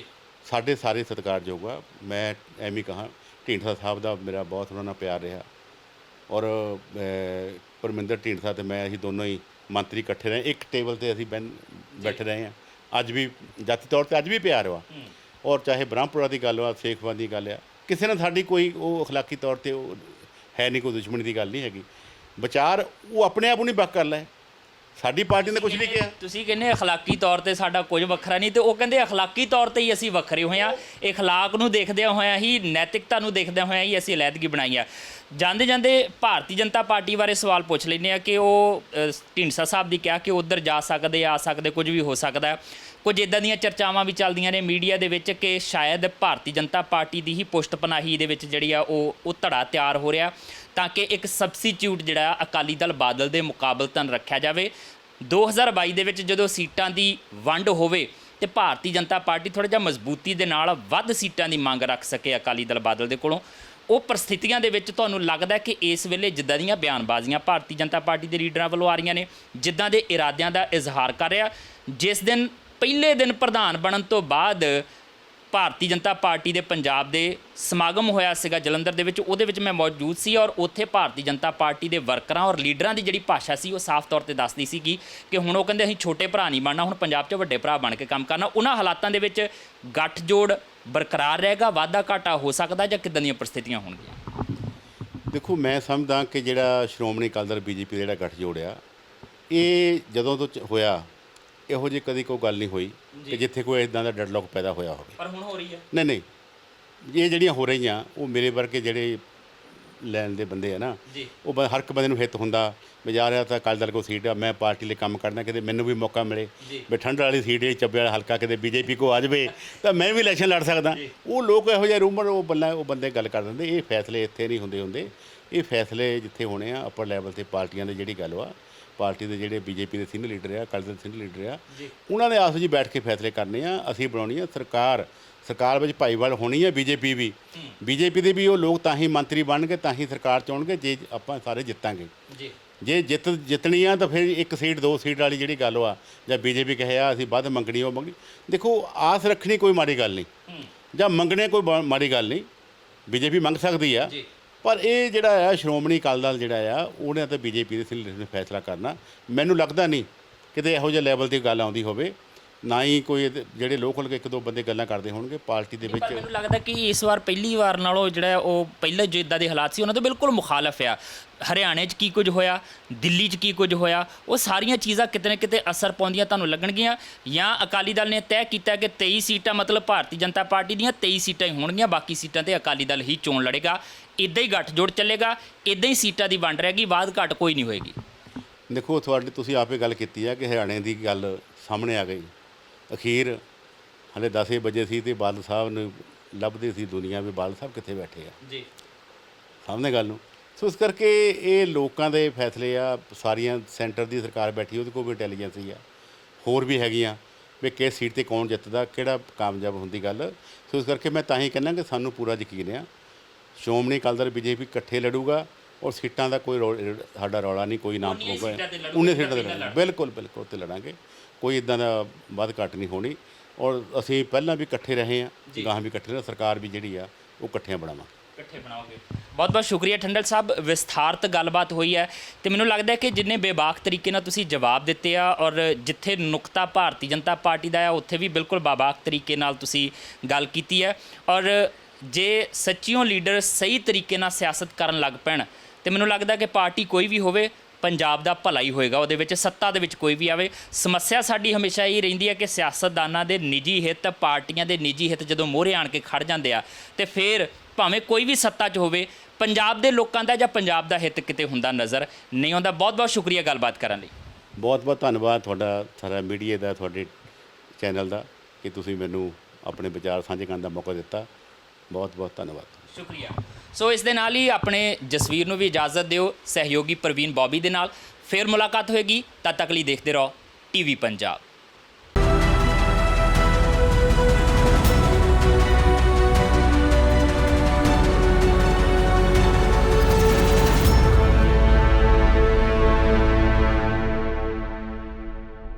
ਸਤਿ ਸ਼੍ਰੀ ਅਕਾਲ ਜੀ, ਮੈਂ ਨਿਰਮਲ ਮਾਨ ਪੂਰਾ ਡੈਟ ਸੈਟਲਮੈਂਟ ਤੋਂ। ਇਹ ਤੁਸੀਂ ਵੀਡੀਓ ਦੇਖ ਰਹੇ ਸੀ TV ਪੰਜਾਬ ਦੇ ਉੱਤੇ। ਇਹੋ ਜਿਹੇ ਹੋਰ ਜਾਣਕਾਰੀ ਭਰਪੂਰ ਵੀਡੀਓ ਦੇਖਣ ਵਾਸਤੇ TV ਪੰਜਾਬ ਦੇ ਚੈਨਲ ਨੂੰ ਸਬਸਕ੍ਰਾਈਬ ਕਰੋ ਤੇ ਨਾਲ ਹੇਠ ਦਿੱਤੇ ਹੋਏ ਬੈਲ ਆਈਕਨ ਦੇ ਬਟਨ ਦਬਾਓ। ਸਤਿ ਸ਼੍ਰੀ ਅਕਾਲ।